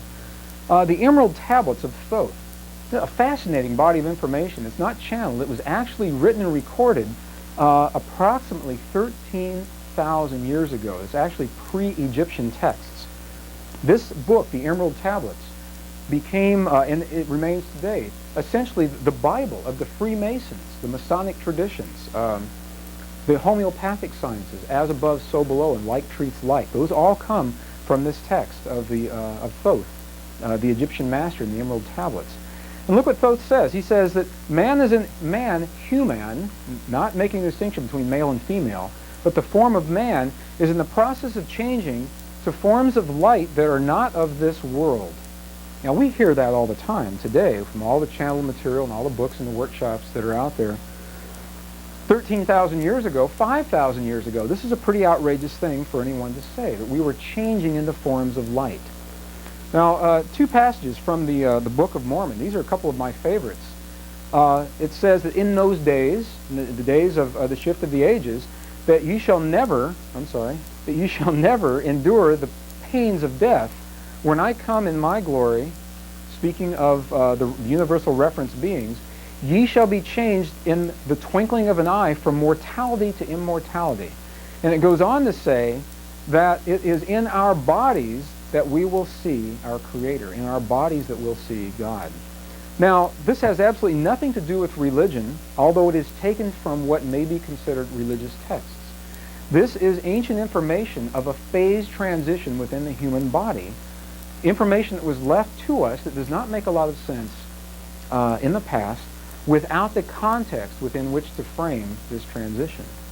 The ancient Essenes, I identify very closely with the traditions of the Essenes. The Essenes were a sect of individuals who separated themselves from others of their time so that they could live their traditions and their belief systems in the way that they felt was appropriate. And in the Essene traditions, we're given a much different story in terms of our history, our purpose, our lives in this world, and this phase transition that Earth and our bodies are going through in this moment. We'll give that transition a name in just a few minutes. So through the Essene traditions, much of this information, many of these traditions are found in the scrolls that were found in the Qumran area around the Dead Sea. They became known as the Dead Sea Scrolls. They're certainly not limited to the Dead Sea Scrolls. We see the Essene traditions throughout the Tibetan texts, throughout the Egyptian text, in the Ethiopian traditions, in the Armenian traditions. They are scattered throughout our ancient texts if we have the wisdom to see them. And there is a universal thread that runs through those traditions. Okay. In the traditions of the Essenes, through the Dead Sea Scrolls, and many of the other texts, what we find is this. We find that all of the biblical books in the Old Testament are verified in those Dead Sea Scrolls, and more that we have not seen. And what it appears has happened, and what we know from our history, is that somewhere around the year 325 AD, somewhere right around in there, what we call our biblical text was revamped. Many books were deleted. Those that were left were compressed into a smaller form. Some of the books that were taken out of our text remain in the Dead Sea Scrolls, remain in the Nag Hammadi scrolls, the Nag Hammadi text, also discovered in 1947, in the Tibetan texts. Look at what some of these books are all about. This is fascinating information. The Gospel of the Birth of Mary. This is a beautiful body of information that details the life of Mary. Mary's mother, for example, 81 years old when she gave birth to the Virgin Mary, the mother of Jesus. And Mary's mother had been barren for those 81 years, had never given birth to anyone else. Mary was 14 years old when she married her husband Joseph. All that information. The Essene mystery schools played a key role in these women's lives as they were Essene initiates. The books of visions of the prophets, the letters of Herod and Pilate. This is an especially interesting book. Between these two men, the letters were written immediately following the crucifixion of Christ. And the letters go something like this. Pilate wrote a letter to Herod, who was the king at that time, and said, I think we just made a mistake in this execution. And Herod wrote a letter back to Pilate and said, what do you mean we? Why do you say we made a mistake? You were the one that made that choice. And Pilate writes back and says, well, I didn't really want him killed. It was the people of the village, and it goes on from there. It gives us a very different view of the life of the Essenes, of the thought processes surrounding this execution. The secrets of the Book of Enoch. This is one of the reasons I put this in here. The Book of Enoch is a beautiful book of mysteries. The prophet Enoch, taken from his time, ahead of our time to see what our world would be like, taken back to his time, recording that information and passing it down to us so that we would have a map of what this time in our history looks like. The Book of Enoch, portions of it are so detailed they actually become a little boring as we go through this, as they give day-by-day accounts of the change of the cycles of the moon and change of the cycles of the sun and the magnetic field, the earth tilting on its axis is actually what it says in this Book of Enoch. Those are books that we no longer have in our biblical text and that have a tremendous bearing on this time in history and this time in our lives. Well, through these Essene traditions, we are given insights into the life of a man, a reference being, and I say that very intentionally, a man who came as a human to live among humans, to learn what humans had learned. A man we now know is Jesus of Nazareth. And as I'm saying this, what I'll say to you now on the camera, it may be no accident that this is being videoed on this day. This is Easter Sunday, 1996. And everyone here in the studio now is smiling because we're actually filming this on Easter Sunday. Maybe no accident that is happening. That this initiate, Jesus of Nazareth, lived the life that you and I have learned to live. He learned to trade. He lived. Archaeological records now are showing that the little village that he lived in wasn't so little at all. It was a booming metropolis of about 40,000 people. He learned of commerce. He had to do everything that you are learning to do in your life. He had to master the emotions of his life in order to proceed through the choices that he was making in his life. I particularly love this image of Jesus as an initiate, as a student learning. This is again from Cheryl Yombrock Rose. The title of this image is Christ Anchoring the Celtic Ray in England. It's one of the sacred sites in England. So through the Essene traditions, what we are shown, what we are told is this, that at least once, one man, Jesus of Nazareth, remembered the true nature of his being, the nature of compassion, and we'll define that compassion genetically in just a few moments. He remembered that compassion, he became that compassion in his life, and in doing so, allowed a biochemical shift in his body, a genetic change, a reordering of genetic coding. You'll see all of this very, very clearly with schematics and drawings in just a few moments. And in that reordering, he allowed himself the opportunity to live a phase transition, to live a change of state. And today, we call that change of state resurrection. Now, resurrection has such a powerful connotation. Whenever we say the word resurrection, for so many people, it conjures up images of religious processes. Resurrection has nothing to do with religion, although religions were built surrounding the concepts of what this alchemy is all about. This is the union, the holy union, the marriage between spirit and the elements of this earth, as you saw in Alex Gray's body. So what we're experiencing is this. Our earth is going through a phase transition, low magnetics, higher frequencies. We live within the fields of those transitions. We live upon the earth. Every cell in our body is attempting to maintain a resonance, to stay tuned, to stay with those magnetics, to stay with those frequencies, allowing us to also transition with the earth into this higher expression, this higher form of energy that is being expressed through the 7.8 and 8.6 and 9 cycle per second energy. Resurrection is a path. This man, Jesus of Nazareth, anchored this wisdom. He lived among us and anchored this wisdom in our conscious matrix. He became the living bridge for us 2,000 years later, so that we would have access to his wisdom as we actually live the transition, as earth actually carries us through the transition. Now, there's a lot of controversy as to whether or not this man actually ever existed, lived or not. Some of the controversy centers around this relic that is known as the Shroud of Turin. Now, this particular shroud, this is a linen shroud that was wrapped, is said to have been wrapped around the body of Christ following the crucifixion, and is this shroud that was left in the burial chamber after his body disappeared following his resurrection. A lot of controversy surrounding this.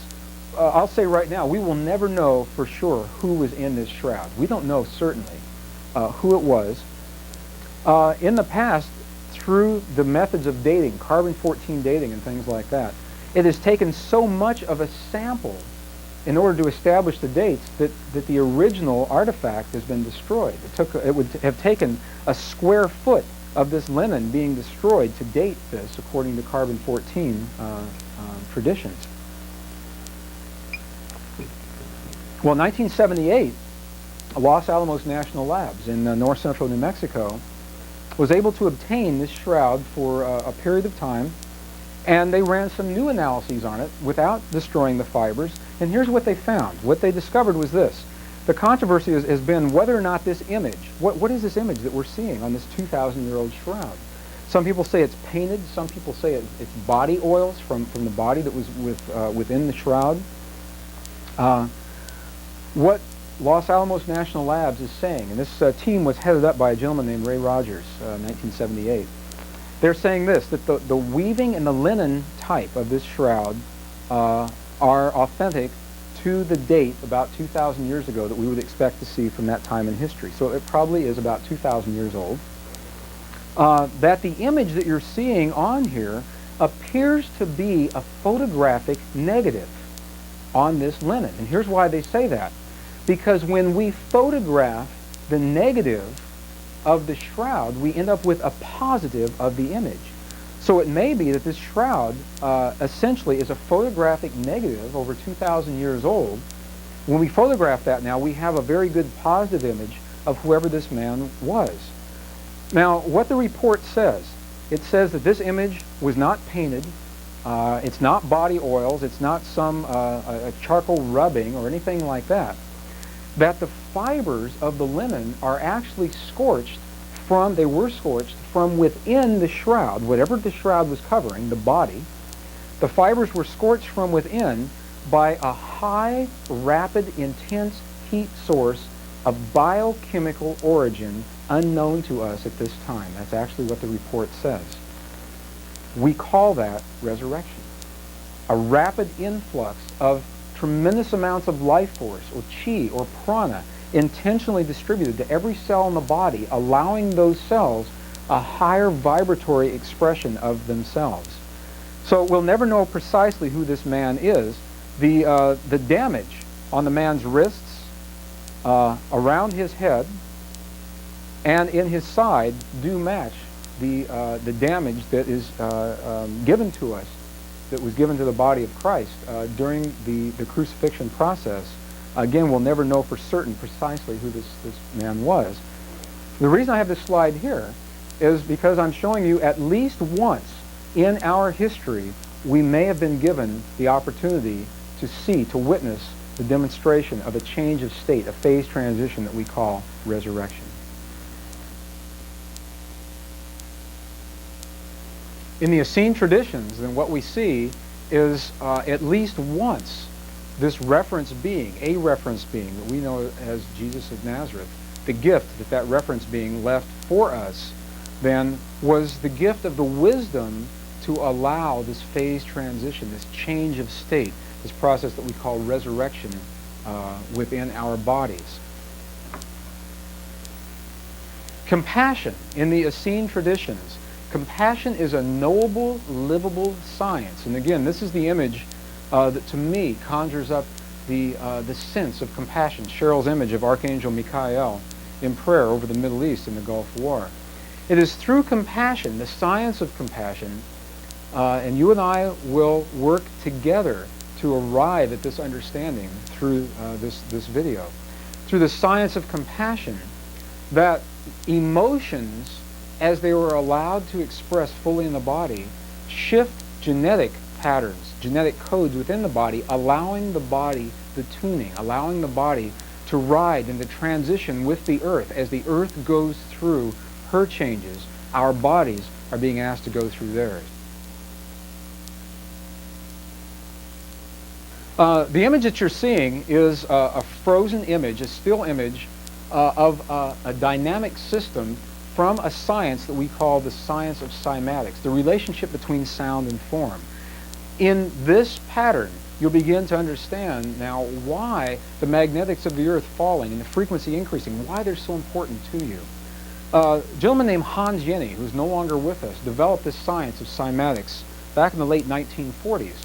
And essentially what he said is this: for every vibration, whether it's an audible sound or an inaudible frequency, for every audible or every pattern of vibration, as it's projected into some media, some form of matter, there will be a predictable, repeatable, consistent pattern. And when the vibration changes, that pattern changes. And when the vibration goes back to what it was, the pattern goes back to what it was. Well, what I'd like to do now is show you a series of cymatic images so that you can see this with your own eyes, so that you can feel this with your body. There's a body resonance that I'd like for you to have before we move forward with this discussion. So what you will see now is a series of cymatic images, and I'll let you watch them, listen to them, and then we'll come back and discuss those. The image you're seeing is a cymatics image. It's the result of a vibration being projected into a media. And what you'll notice is that the higher the frequencies of the vibration that you're seeing, the more complex the patterns. As you watch carefully, you'll see these patterns will become more and more complex, resulting or being the result of increasingly complex and higher frequencies.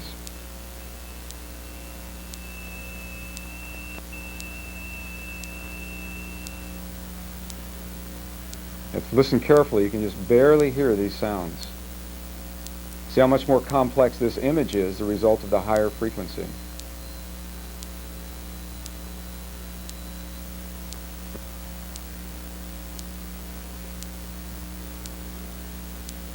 This is being narrated by a gentleman named Dr. Peter Guy Manners. You'll hear Dr. Manners' voice throughout as we see these different cymatics images. These sounds are being projected into a media of lycopodium. It is the spore of the mugwort plant. And it's the lycopodium, the particles of lycopodium that you're seeing in motion throughout. Now in this particular image, watch what happens as the frequencies increase. If you were to look at a single particle, it would look like it was in chaos, and when you back off and look at the overall particles, you see there is a very high order. On this figure, transition to a mobile flowing phase,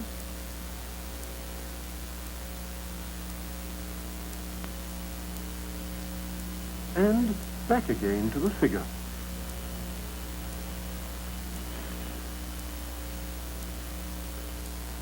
The sonorous figures represent stationary waves, but now we can also observe moving waves. Here, the sand is flowing in a current.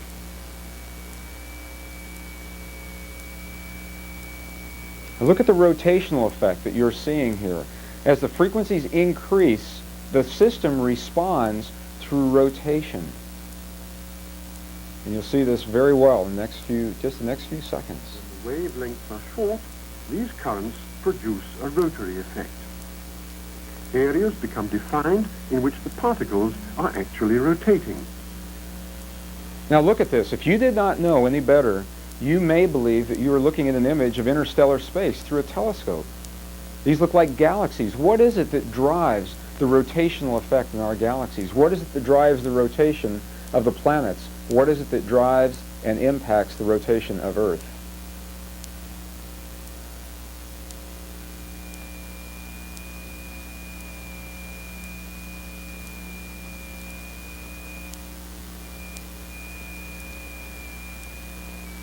Now we produce two Now, notes. what we've seen up until now are single signals, single frequencies projected in the matter.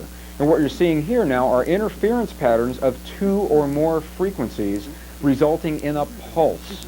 The pulse of the human heart, the pulse that drives the blood through the veins in your bodies. What is your heart responding to? Where does that pulse come from? These systems look almost alive. Simply the result of vibration. When the vibration stops, the patterns stop.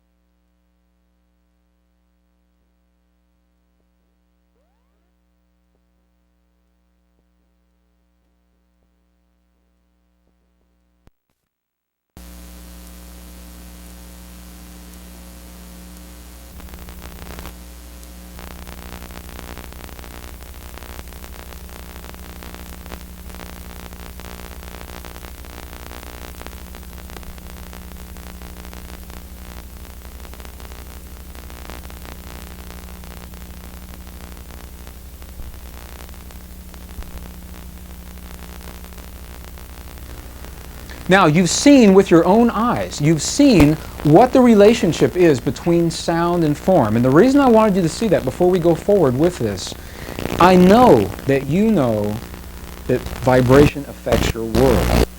What you may not have considered is that emotion is a vibration. Feelings are vibrations.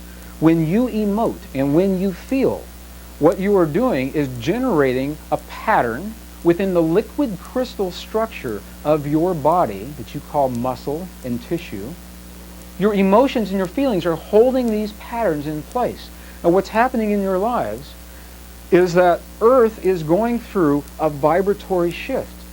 The liquid crystal of your body is attempting to accommodate that shift. And to the degree that emotion is allowed within your body, to the degree that you allow your emotions to allow the patterns to unfold within your body, to that degree do you experience a graceful transition. And here's how it happens. This is exactly the way this process works. This is not a metaphor. I'm going to describe to you now something the ancients called the sacred circuit.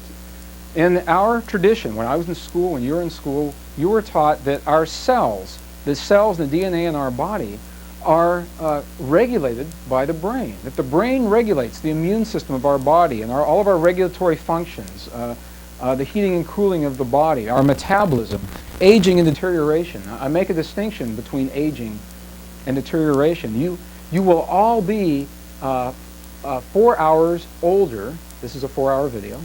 4 hours older after you've seen this video, and you don't care about that. Did you deteriorate in those 4 hours? That's what you care about. And if you did, why? Do we have to deteriorate? All of our responses to the external environment, we're conditioned that our brain regulates all of those. Now, I won't say that that's not true. What I'll say is that that is incomplete. Because the brain responds to a pulse, an electromagnetic signal, and that is how it regulates these cells. Where does that signal come from? Well, researchers asked the same question in just about 2 years ago, 1994, 93, 94. What researchers discovered was that the brain does in fact have a signal, and it responds and directs the signal, receives a signal directly from the human heart. That there is actually a circuit, a resonant tuning between the human heart and the brain and the cells of our body. And it didn't take researchers long to say, well, if that's true, where does the heart get its signal? And this isn't the heartbeat. We're not talking about the heartbeat. We're talking about the electromagnetic pulse of the heart that you would get in an EKG, for example. Well, it didn't take researchers long to discover that the Earth is in fact tuned to something else. The Earth receives its signals from something else directly from the Earth. So what we can say is that there is a circuit that moves from the Earth to the heart, to the brain, to the cells of our body, a tuned resonant circuit. It's not about wires connecting things together. It's a vibratory tuning. And this system that we have is a system that is ongoing. Anytime there's a change anywhere in this system, everything from that point down must change. So look at what's happening right now. We just defined the change that the Earth is going through. Magnetic changes, frequency changes. Everything down in the system must respond and accommodate that change. Your heart must accommodate that change to successfully transition. So what we say is that the Earth entrains the heart, and the heart entrains the brain, and the brain entrains the cells. This is the sacred circuit. So another view of the circuit looks like this, because the circuit goes on from our Earth. Here's the cells of your body. There's your brain, your heart. Your heart is tuned to the Earth. Well, where does the Earth get its signals? From our nearest star, our sun. Remember in the very beginning of our talk, we said that our sun is going through a tremendous transition right now. It's losing magnetics, going to steady state magnetics. Well, if Earth is tuned to our sun, I would expect that Earth would follow suit. And what are researchers telling us about Earth? Earth is indeed losing the magnetics. Our star is tuned to something, whatever that energy source is, at the center of our Milky Way. The very first slide, second slide. We saw that at that center, the great central sun, as the ancients called it, the center of the Milky Way, that signal changed in 1991. We began to pick up a new signal that is cascading down through this resonant circuit. So from this very simple diagram, from this conceptual model, you can see that truly the cells of your body, you are truly part of all that you see, resonantly tuned to your world.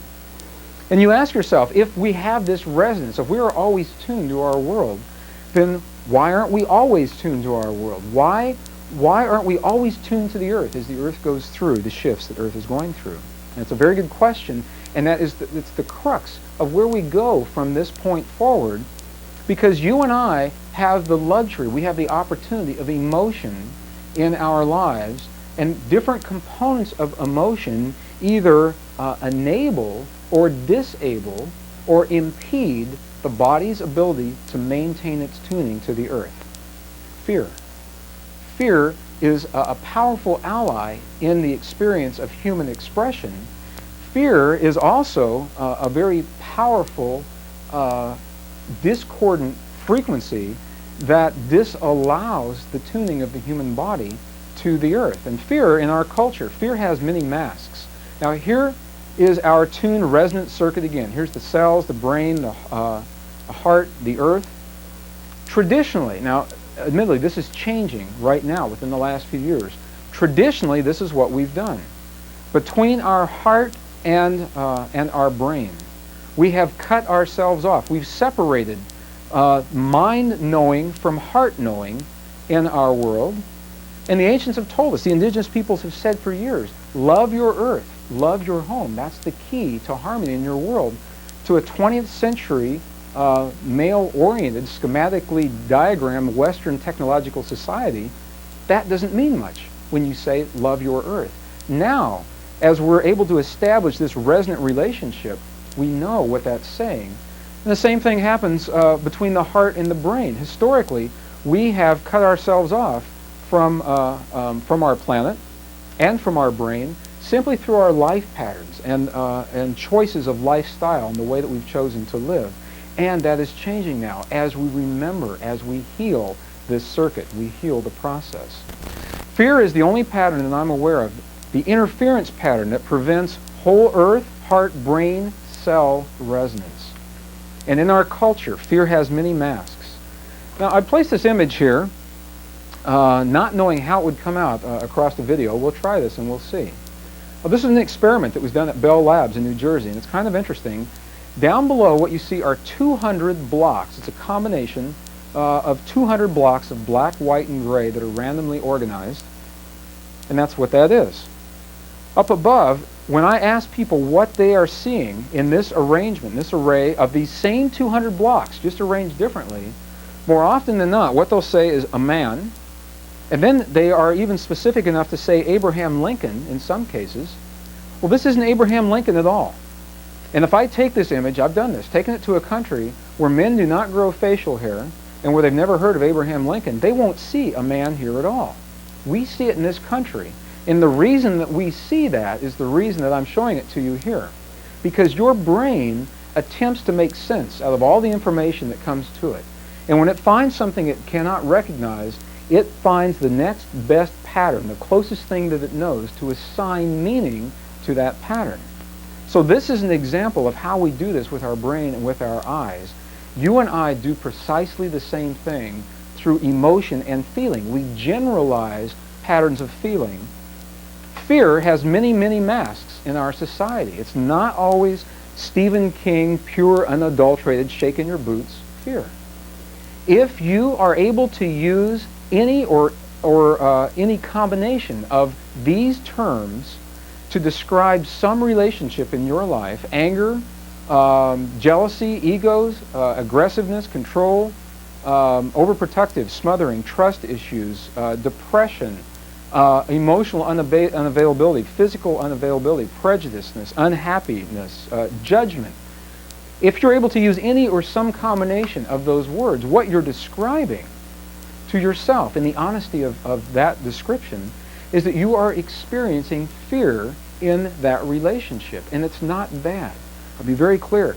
It is not bad to experience fear. What we are choosing to do is redefine the patterns of fear in our lives so that they may become our friends and our tremendous allies, indicating to us the portions of ourselves, of this liquid crystal matrix, that have not found balance in our world as we're barreling down this road toward what the ancients called the shift of the ages. It is through the gift of fear and the redefinition of that fear that we know ourselves, and that we know ourselves in all ways. Fear, as it expresses many ways in our lives, what I can say to you is this, that for most of you, for most people, 90% of the fears that you will experience in your world are not even your fears. You'll go through 3/4, maybe a full lifetime, coming to terms and recognizing that those patterns are not yours. You may lose entire relationships. You may lose careers in the process of the remembering. The fears are not yours. You were born plugged into predetermined patterns of fear. And I'm going to show you that. I'll show you genetically precisely how it happens in this lifetime, in this last lifetime of maturity before the shift of the ages.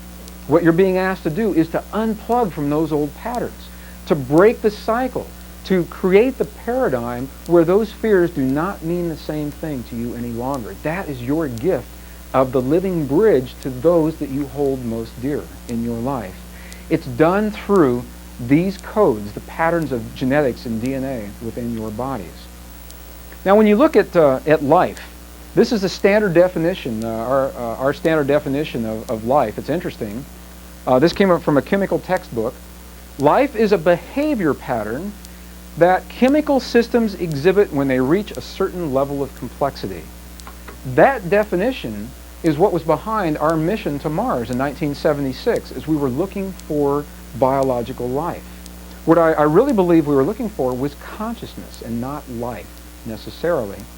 In this narrow definition, we sent this spindly-looking little craft to the surface of Mars, and the rickety thing sort of settled in a cloud of dust on the surface of the planet. It was built by a company that I proudly say I used to work for, Martin Marietta Aerospace. They build very good interplanetary probes. And I always have this image when I think about the Viking mission, looking for life on Mars. If I were sitting there, seeing this cloud of dust and this rickety thing coming down, looked like a big spider, onto the surface, and all the dust settles out, and all of a sudden a little tube pops up, and from that tube, a little arm comes up and directs itself into a certain position, and it's silent, and all of a sudden there's a pop, and this thing that looks like dental floss with a weight on the end of it shoots across the Martian surface, and then they reel it back in, and the sticky stuff on the string is holding the microbes as the string is drawn down through a media. And the idea was that if there was life on Mars, that it would show up as a culture in this media, send that information back to Earth, and we would say, there is life on another planet, not knowing that within a few miles of where they were looking for biological life, there were archaeological remnants between 50 and 100,000 years old, reaching 2 miles long and resembling very closely many of the archaeological sites here on Earth. Well, this was our definition of life, and we didn't find any life on Mars biologically, so we say there is no life there. Well, when we define that life, what we say is it takes 6 components: water, fats, lipids, proteins, salts, carbohydrates, and nucleic acids to create the life as we know life on Earth. And it's the nucleic acids that we'll focus on. DNA, everyone knows about DNA now because of the O.J. Simpson trial. If nothing else, everybody knows what DNA is all about. What we can say essentially is that DNA makes RNA, RNA makes proteins, and proteins allow the amino acids in our bodies to be what they are. And that all sounds very technical, and what I'll say is you do not have to know any of that. I'm going to offer this from a very different perspective. Now think about this. The reason I put this slide here is so that you can see each of these amino acids, this one here, this one here, this one here. As the amino acids are different, they have a different form, a different geometry, a different shape. I think you can see that. And this is a close-up of more of those amino acids. Notice how this is alanine, for example. It looks like a lollipop. And here we have aspartic acid.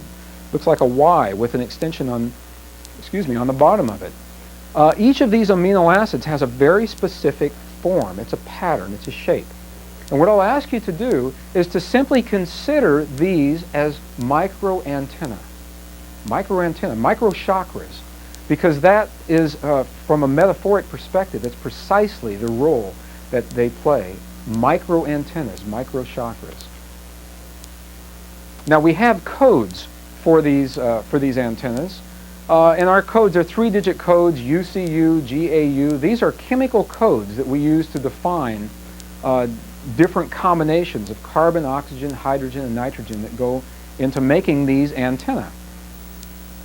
So what I have on this list right here, these are the 20 known amino acids, the 20 known antennae that define human as you and I know human today.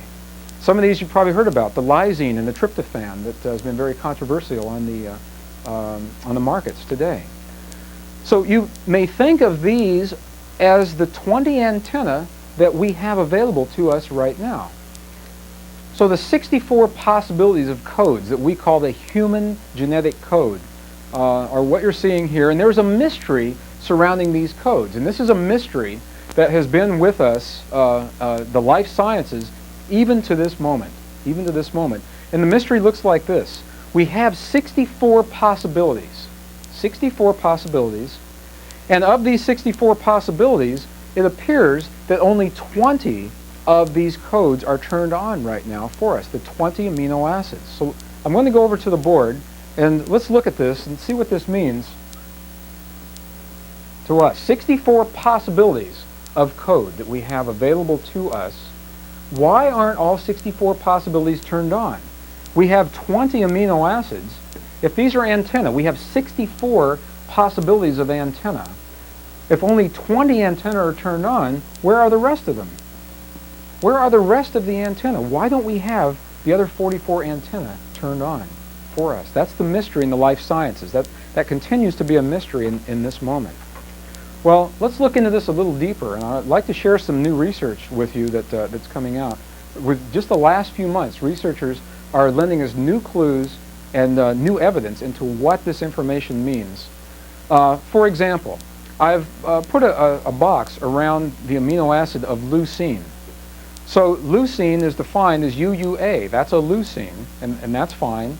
But look at this. UUG is a completely different chemical combination, and it's still leucine. And CUU is still leucine. CUC, CUA, CUG.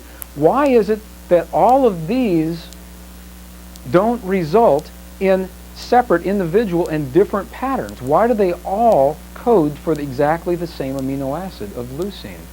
Why are they so generalized? That's the mystery in the life sciences today. Well, researchers have been able to show us, and this is a pretty amazing thing to say. The mystery has always been, when we look at genetic codes, when we see those amino acids lined up on the double helix, what is it that determines whether the amino acids, whether the antenna are turned off or on?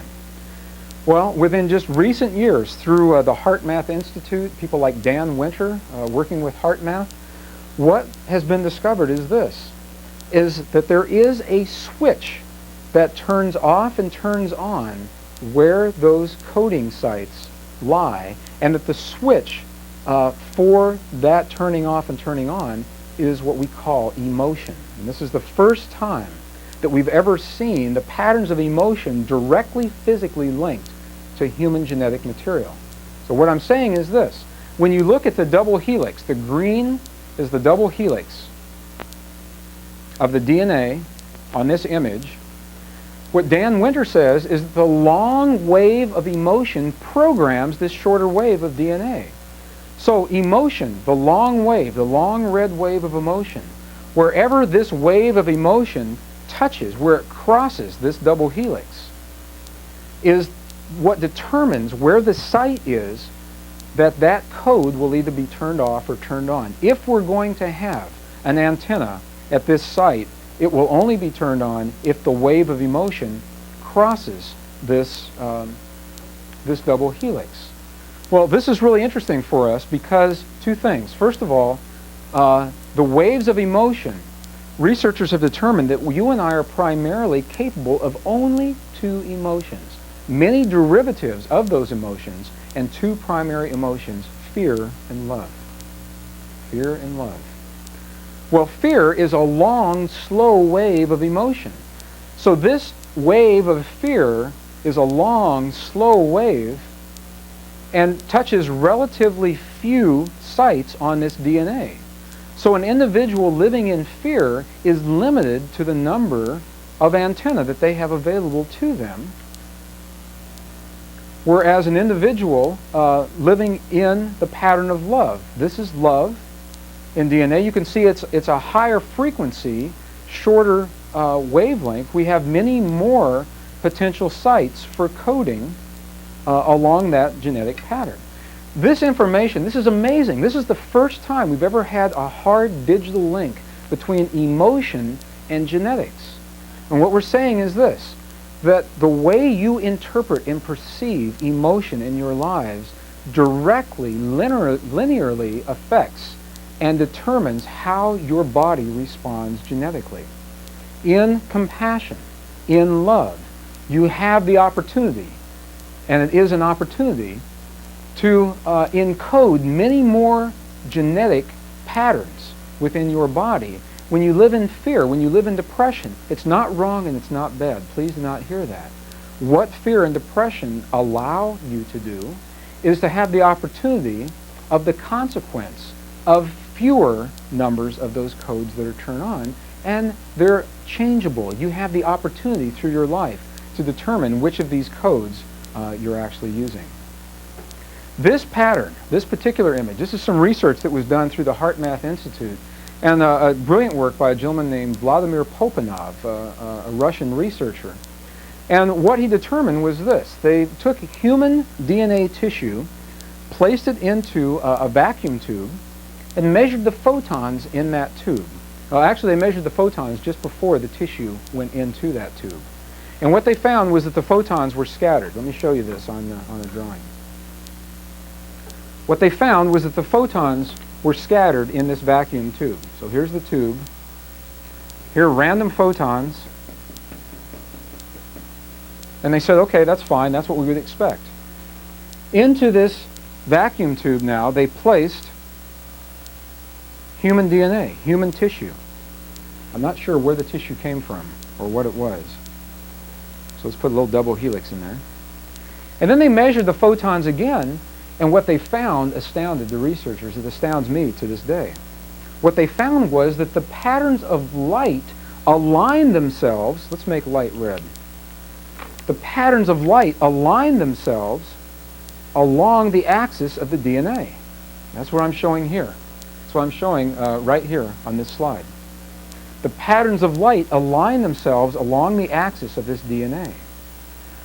what they can say is, what we can say from this, is that DNA entrains light.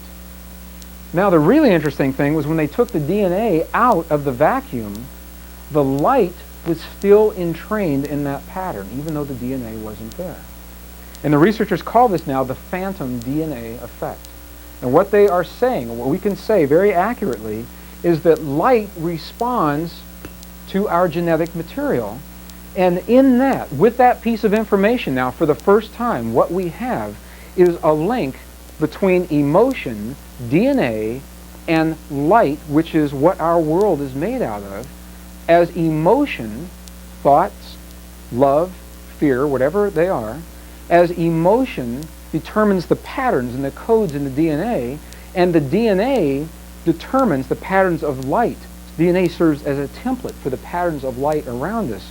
For the first time, we have hard, physical, direct evidence, digital evidence, that our emotions and our thoughts directly affect the physical world around us. And that is an amazing thing for me to be able to say to you. Not only does it affect the world around us, it affects the world within us. The energetic systems of the body, the nervous systems, the nervous pathways, and the chakras are all determined through our experience of emotion and feeling, how emotion and feeling trip the switches of genetic material in our body, resulting as an expression of that. Okay, so let's review a little bit. Let's see what we've got here. We've just covered a lot of ground in a short period of time. What you're seeing here, this is an image, a schematic, of an electromagnetic experience. The blue that you're seeing here, this is the electrical portion. This is thought and emotion. And offset by 90 degrees from this thought, trailing behind, if this were three-dimensional, this would be coming out toward you and going back into the screen. The red are the magnetic fields that we are accustomed to in our world.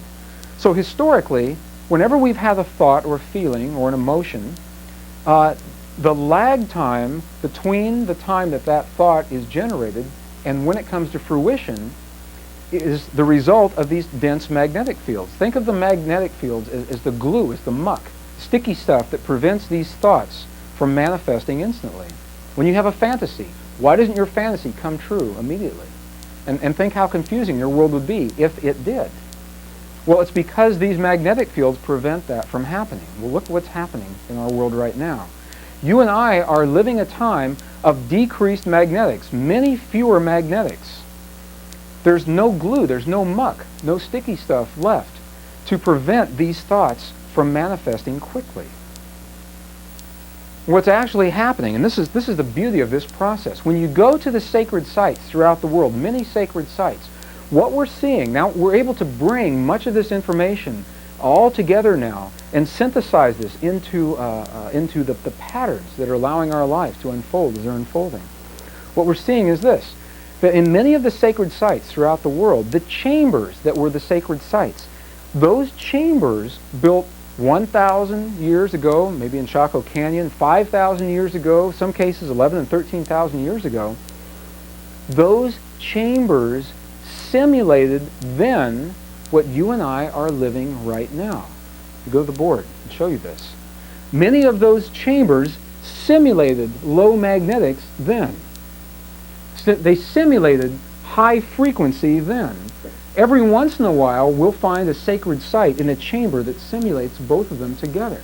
Now think about this. Think about what this means. It means thousands of years ago, the ancients knew of this time in history. They knew that you would be living this time in history. They built chambers then to simulate and to model what you are living now in your living room. You don't have to go to a sacred site to find and to have this experience. They immersed themselves into those chambers and they recorded what the experience meant to them. They passed it down to you through what became ancient, sacred, and in some cases religious texts, providing essentially a roadmap of what a human may be expected to do to move gracefully through this time in history. Well, let's look at some of these sacred sites. Machu Picchu in Peru, beautiful, beautiful examples of the chambers. Many of the caves and the temples in the Tibetan highlands, we find examples of of these same chambers. And you do not even have to go outside of our country, right in our own backyard. Chaco Canyon, New Mexico. Beautiful, beautiful temples. Anywhere else in the world you go and see archaeological sites on this massive of a scale, they're called temple complexes. In North America, they're called Indian ruins for some odd reason.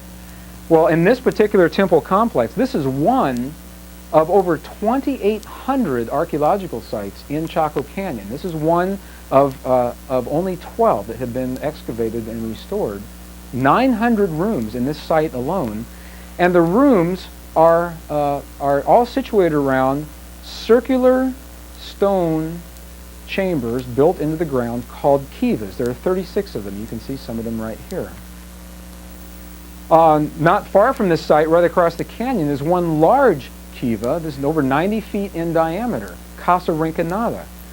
These chambers, these tuned resonant chambers, simulate either low magnetics or high frequency or both, so that the initiate may know themselves then in these chambers and know what the body response to these experiences are. Then you and I no longer need these temples. We no longer need these sites. This is a beautiful image of a restoration from inside of a kiva in northern by Aztec, New Mexico, northern New Mexico. Look how Egyptian this looks. Whenever I see these images, I always think of an Egyptian influence here. This is a restoration of what these used to look like 900 and 1,000 years ago is approximately where these are dating to.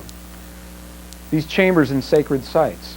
Well, possibly the best known of these chambers in sacred sites is a particular chamber in the Great Pyramid of Giza. And when you look at these images, I put this in here intentionally, many people believe that this is the Great Pyramid because it appears to be the tallest. Some of the books on the Great Pyramid actually show this on the cover. This is not the Great Pyramid. The Great Pyramid is the one with the flat top in the back. Where we're sitting, it appears to be smaller. It's actually much larger than this one. And it's within this chamber of the Great Pyramid, in a very special chamber, the King's Chamber, the Chamber of Light, as it's called in the ancient texts, in a very special passageway leading up to that chamber, and in a very special box within that chamber called the sarcophagus. This is an image of the sarcophagus that was taken at night. It's illuminated from within. That many initiates in the mystery schools in our past simulated and modeled for themselves precisely what you and I are living in this moment right now. This is another image of this beautiful granite sarcophagus. The Tibetan records say that the man we know as Jesus of Nazareth completed his initiations in this chamber. If you have the opportunity to go and lie in this granite sarcophagus, there's a very good chance that you are lying precisely in the same place where Christ was just about 2,000 years ago, and many other initiates. Recent records are showing that Moses also had the opportunity to experience and to complete his initiation in this chamber before he led his people out of Egypt. So this is the granite sarcophagus. This chamber simulated then what you and I are living now, so that our experience would be, the roadmap, the path to our experience would be laid out for us if we had the wisdom to recognize it. And I believe that's what we're experiencing right now. Now let's go into some other chambers. In Egypt, for example, traditional Egyptian history says that the temples of Egypt were built to worship gods. I just returned from Egypt a few weeks ago, and many of the tour guides are still saying that. They're saying that they were built to worship the gods of light, the gods of dark, the gods of war. Well, you know, the only people that really say that are the tour guides and some of the history books, because the Egyptians themselves and the temple walls and the mystery schools give us a much different story. And what they say is this. I'm going to use this particular temple to begin an example. This is the temple of Karnak. Just outside of the Karnak complex, there is a small temple that's generally closed to the public, dedicated to the body of a woman and the head of a lioness, whose name is Sekhmet. Sekhmet, S-E-K-M-E-T. Now, traditional Egyptian history says that Sekhmet was the goddess of war. And wherever you would see the goddess of war, Sekhmet, you would see individuals praying for a good war, or praying not to have war, or something surrounding the act of war. What the mystery schools say, and what the temple walls themselves say, is that this wasn't a temple built to worship anyone, that these chambers were built and dedicated to some aspect. They isolated some aspect of the human psyche, some aspect of the human personality, and the initiates had the opportunity to immerse themselves in this temple for some period of time to master that aspect of their lives. So for example, Sekhmet, not the goddess of war, Sekhmet was dedicated to the warrior that lives within every human who has ever lived. The warrior within you. You know that warrior very well. You know how to use that warrior. Do you know when that warrior is appropriate?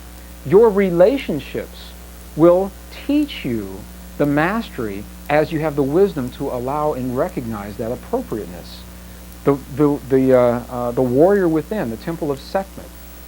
The temple of Isis in the island of Philae. This is a beautiful temple dedicated to two different aspects within the individual.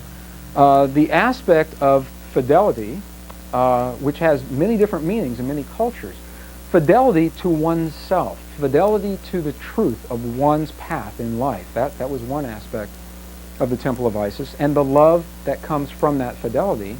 Conjugal fidelity, the fidelity to commitments made to another in conjugal agreements. Beautiful temple complex, very well restored. We just recently returned from this particular temple. The temples of Hathor. This is interesting. I'm going to spend just a few minutes on this. Throughout Egypt, until recently, whenever you would see Hathor represented on a temple, you would see it like this. The face would be smoothed off and erased and taken away. When the Coptic Christians came through this part of the world centuries ago, they didn't like what Hathor was representing in their belief system. They chose not to destroy the temple, simply to wipe the faces away. And you'll see this throughout Egypt. You can see the faces are simply chiseled off of the temple walls and the columns. Well, until recently, we really didn't know what this Hathor looked like because all the temples had been defaced. 1986, 87, I was in Egypt and happened to be there during a time when they were excavating, the authorities were excavating to build a military bunker. And as happens so often, they dug into the ground to build this bunker, and they found a temple complex that had been lost in the history and the memory of the Nile flood that covered it in mud every year. And it was a small temple, a small chapel dedicated to Hathor. And it was the first time we ever really had a good view of what Hathor looked like. So I'd like to share that with you. This is our Egyptian guard that is letting us pass through this highly technical and very secured area, this fence right here, down into the enclosure. I'll orient you. This is ground level right here. So we're down ground level. And what you're seeing, these are the tops of the columns of the Hathor temple, and the floor is still 30 feet below the ground level. So they haven't excavated down. We're standing at the tops of the columns.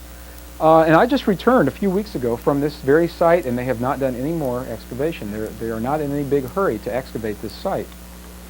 So this is what Hathor looks like. Notice the beautifully delicate features of the lips, the eyes, the ears.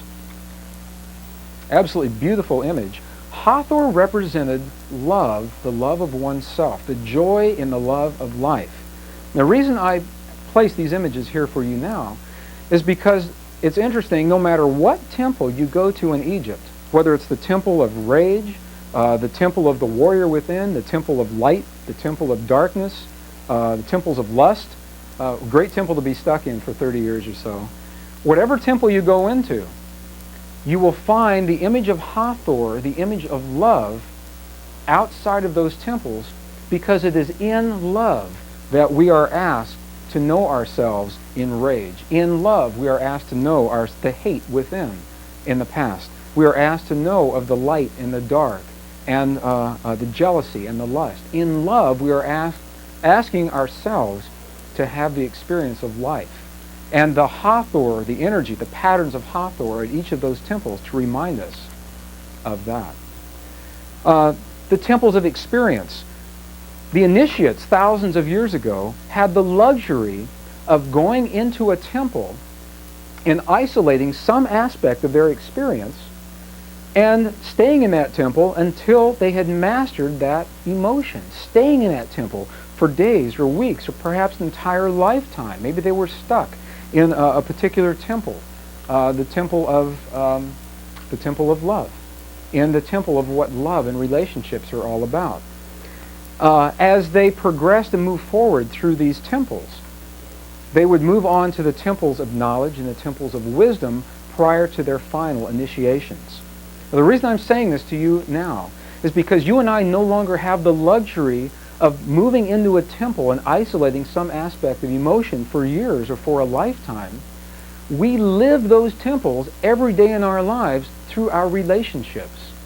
Relationships are the temples that are allowing us to know ourselves in all ways, to know of the warrior within, to know of our anger and our rage and our joy and our ecstasy. The temples do not have to be painful. And as we redefine pain and fear in our lives, what we find is they are all opportunities. They are opportunities to know ourselves. The temples of knowledge. This is one of the most amazing temples in the Abydos temple complex. The temple of Seti I, just behind and below this temple now, is we're seeing a site that is now being dated at over 22,000 years old. They're dating this, it's empirical evidence, from the layers of Nile flooding, the times that the river has flooded and receded. They've counted at least 22,000 layers covering this temple site. Well, this particular temple, probably one of the oldest in Egypt, is also one of the most amazing. When I was there in 1986, where you see this grass growing, this is a marsh in a swampy area. And what they did was they put this rickety little bridge down here for us so that we could walk across the water and examine the inside of these solid granite walls. And I'm going to go back a slide and point something out to you. Look at how these walls are constructed. Look at this tongue and groove construction of these massive granite blocks weighing 60 and 80 tons apiece. This is unique architecture, not to Egypt alone. We don't see this anywhere else in the world in modern times. And we know that these now, or we're suspecting these are at least 22,000 years old. Well, as we go down into these temple walls, we find even more of a mystery, perhaps. As you begin to see very specific patterns, geometric patterns, very non-Egyptian, upon these walls, the mystery itself comes from how these were even produced. They're not painted, they're not etched, they are literally flash burned with a rapid, intense heat onto solid granite high quartz walls thousands of years ago. The only technology we have today that would even approach that would be a laser, and a laser probably would not do it because a laser would be so hot, that it would melt the quartz crystals in the granite. And this quartz isn't melted, it's simply scorched. So there's a mystery as to how this pattern has even come about. Well, this pattern of 19 interlocking circles in the science of sacred geometry is now known as the flower of life. It is referenced in the emerald tablets of Thoth that we spoke of earlier, in the texts that were over 13,000 years old. So it wouldn't surprise me if this temple may be over 22,000 years old. Historians don't like those numbers. Geologists have no problem with those numbers at all. So it's interesting to see how these the dating methods, and how the history and the sequence is unfolding. Well, this particular pattern is literally a two-dimensional informational system that was left to us through the temples of wisdom.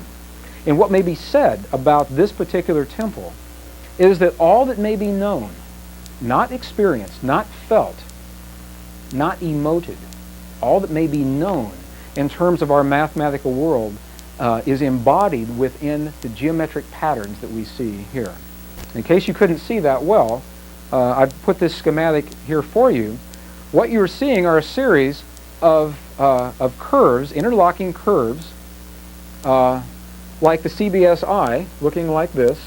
Those interlocking curves in the science of sacred geometry, represent what is called the vesica Pisces. And what we're saying about the vesica Pisces is that each of those curves represents a male and a female energy in the old terms. In the new terms, we call this electrical and magnetic information in the 20th century idiom. It's the science of the union of opposites. And in the science of sacred geometry, what we say in the flower of life, it was within the inner and the outer walls, these two concentric circles of this pattern. These two concentric circles represent, metaphorically, the inner and the outer wall of the female egg, the female ovum.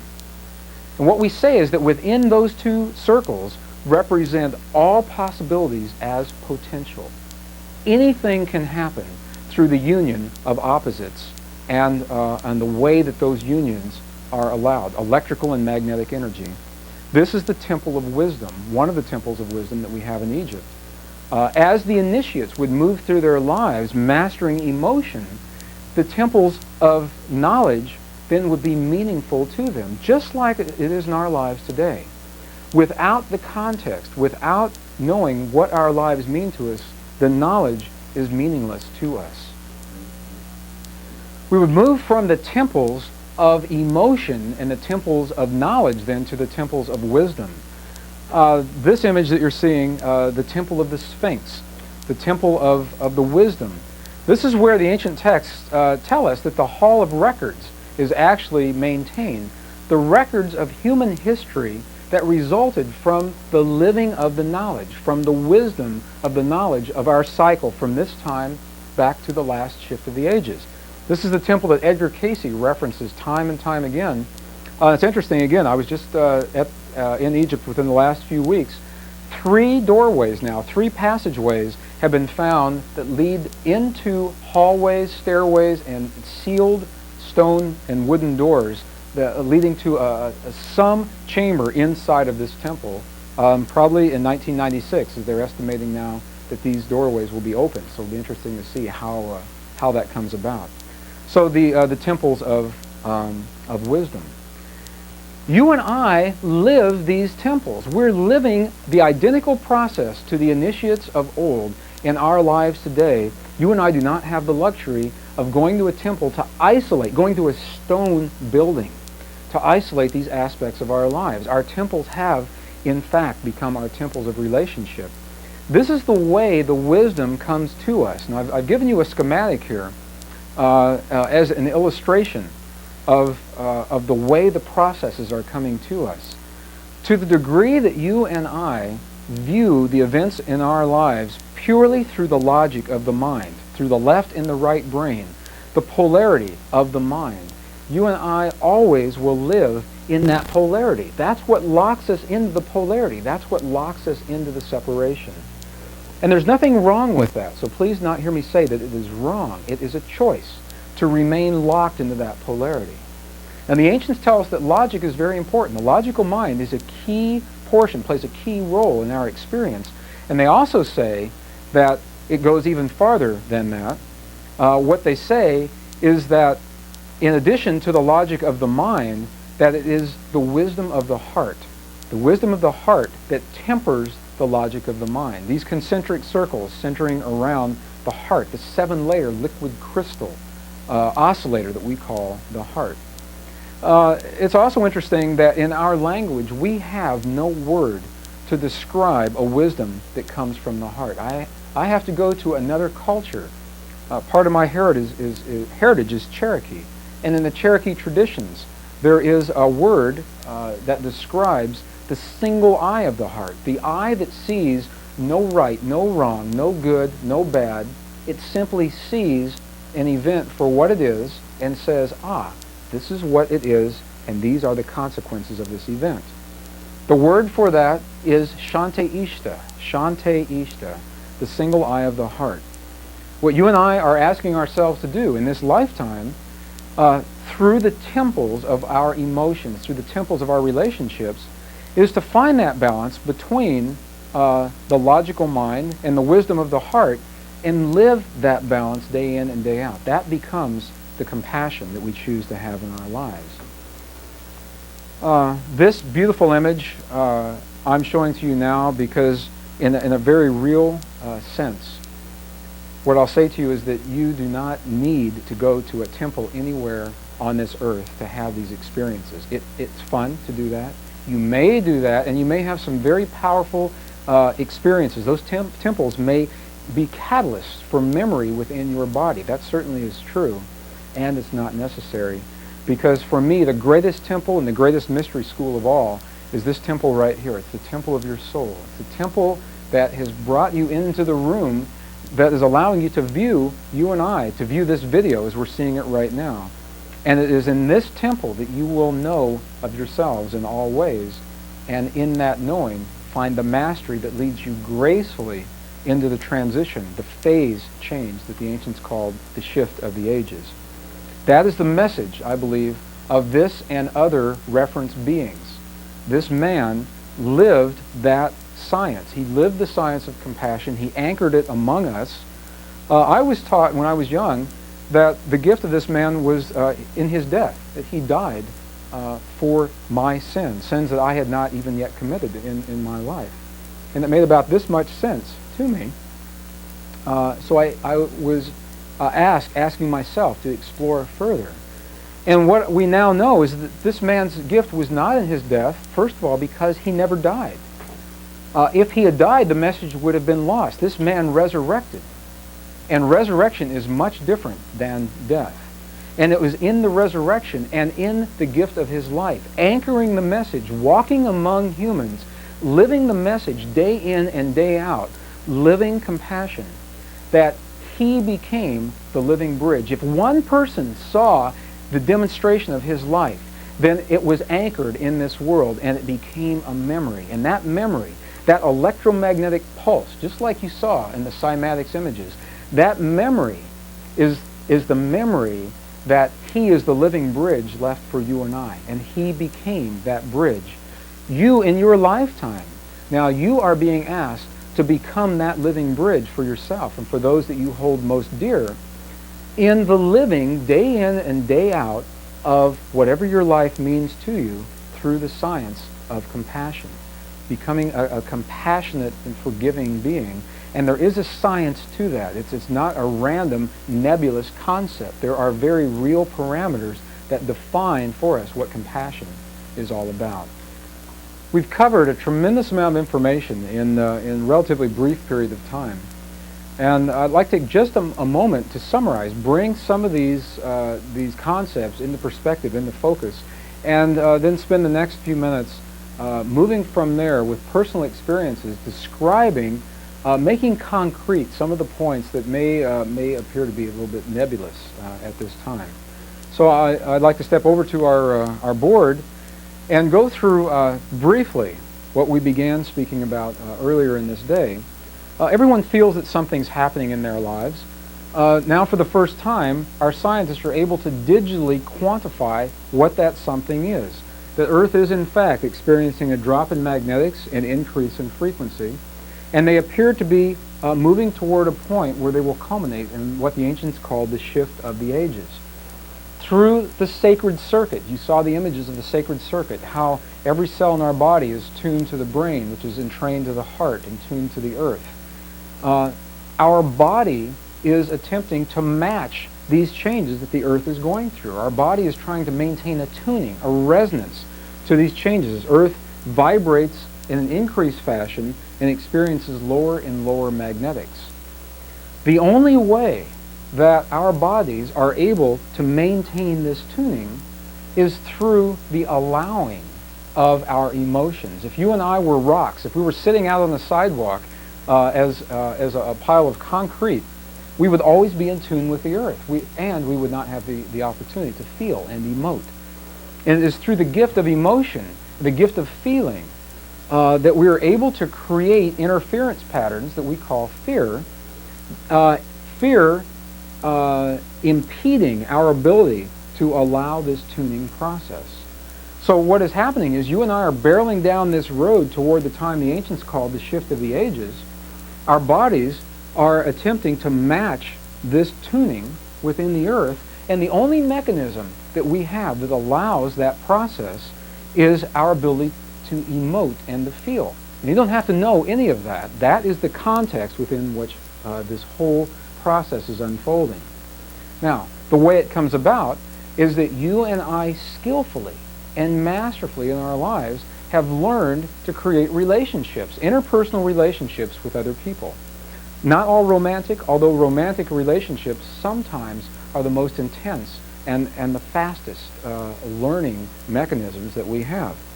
Any relationship, any interpersonal action that you have with another human is a relationship that I'm referencing now. It could be a 2-minute relationship with a checkout person at a Safeway, or a 30-year relationship with a spouse who you've known and loved dearly.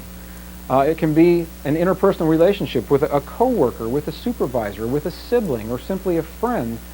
And even if you live on a mountaintop all by yourself and you never see another person, you're still having a relationship with yourself. So you are always in relationship with someone.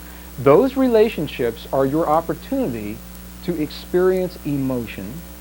Emotion is what it is that turns off and on the patterns of DNA within your body that allow you to gracefully transition through these experiences, times of tremendous change in very compressed time frames.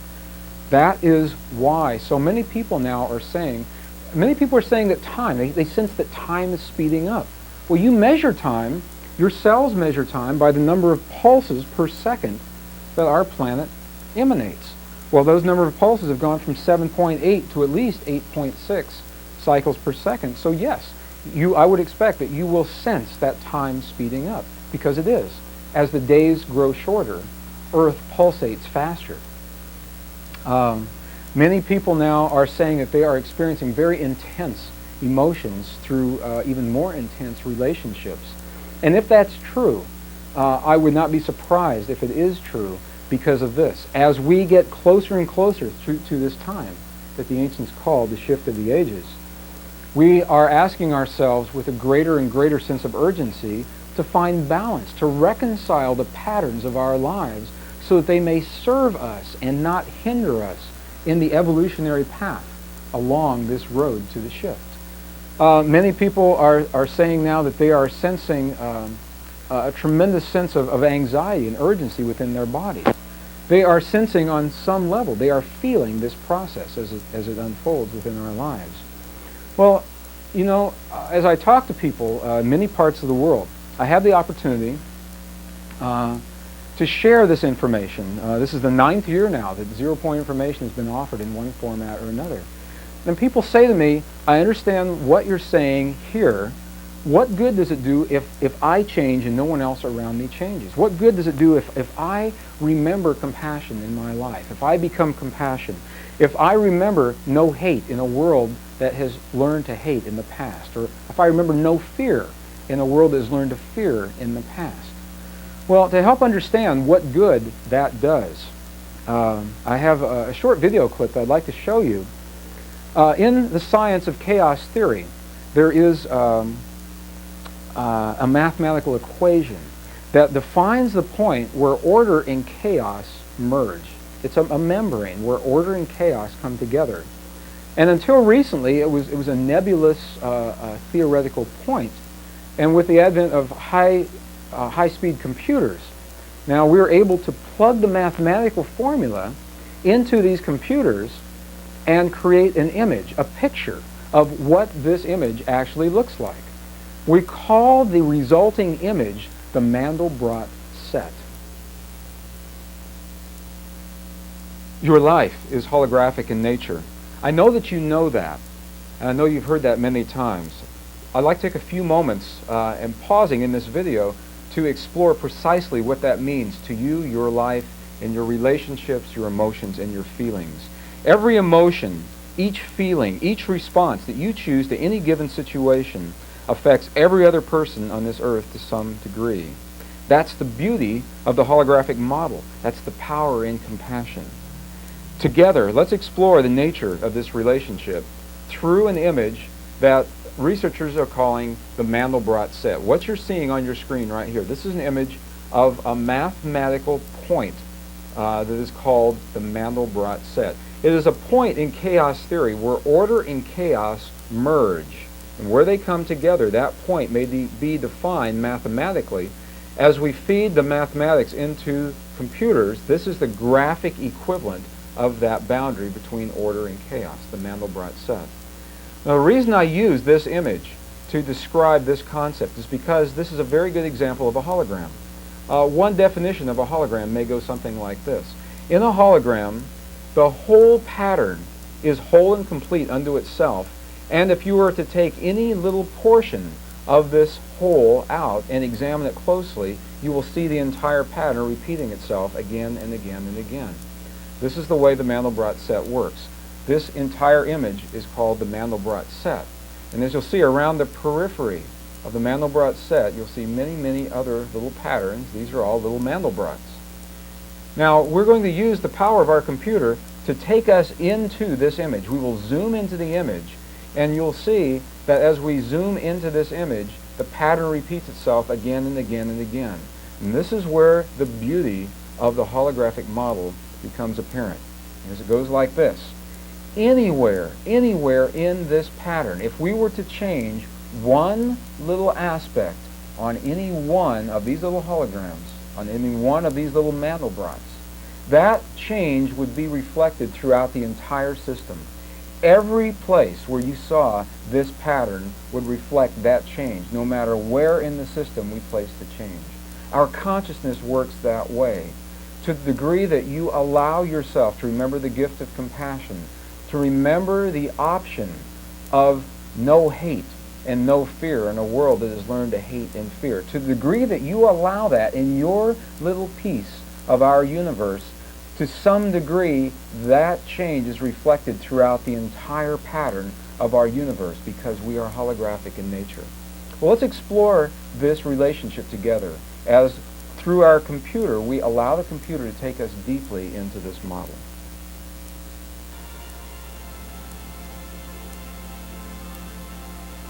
There's our Mandelbrot set, and you can see that we are zooming into a complete portion, very specific portion of this set, and notice all along the periphery, all along the edges of the pattern, you see many, many, many Mandelbrot sets. As you listen to the music from this, it's almost a meditation as we move into this powerful pattern, the model that represents our consciousness. See all the little Mandelbrot sets lining up side by side. Any change in any one of those sets would be reflected throughout the entire pattern, throughout the whole. There's something very interesting that will happen as we move farther and farther, deeper and deeper into the innermost regions of this pattern. And we see the pattern repeat itself over and over again. We're moving to an end point. And as we reach this end point, what you will see is that we end up with precisely the same pattern that we began with. Your relationships work in this manner. Your life works in this manner. The patterns are with you no matter where you go, no matter how far deeply into your life you move, or how far you attempt to remove yourself from the patterns of life. You are holographic in nature. No matter where you move to, what part of the world, what part of the country, no matter how many relationships you move into or out of, how many friendships you choose to initiate or complete, the patterns of your life remain the same because they are holographic in nature. And now you see, as we approach the end of the lifetime of this mathematical equation, this mathematical model, what we are completing with is precisely the same thing that we began with, the Mandelbrot set. No matter how deeply into this pattern we would move, if we were to begin once again now to look deeply into this pattern, we would see precisely the same thing happening again. We would see precisely these little Mandelbrot sets, one after another, again and again, reflecting in each of them, respectively, the pattern of the whole. There's a story that was recorded in the journals of the Spaniards when they came to this country to explore the New World, as they were exploring new paths of possibilities of how to get to this world. of a meeting with an indigenous tribe in the southern tip of Africa, with a tribal shaman who had never seen white men before, who had never seen the ships and the canvas sails before. And when the shaman, in his language, communicated to them the question, where did you come from? And as the Spaniards pointed to their ships out on the sea, the tribal shaman looked at them and he said, what ship?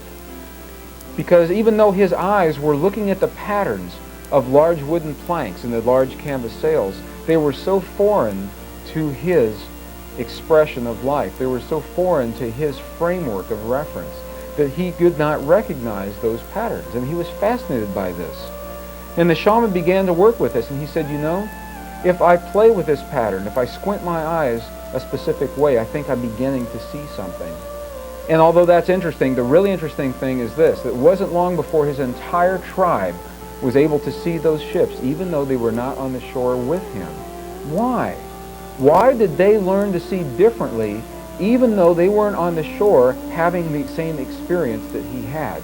The answer to that is what we call collective resonance. And it is through collective resonance that you and I have the opportunity, through compassion. It doesn't take many people in compassion to allow a change in the whole. That's the gift of the hologram. That is the gift of your life and the expression of your life in this time in history, just a few short years before the time that the ancients called the shift of the ages.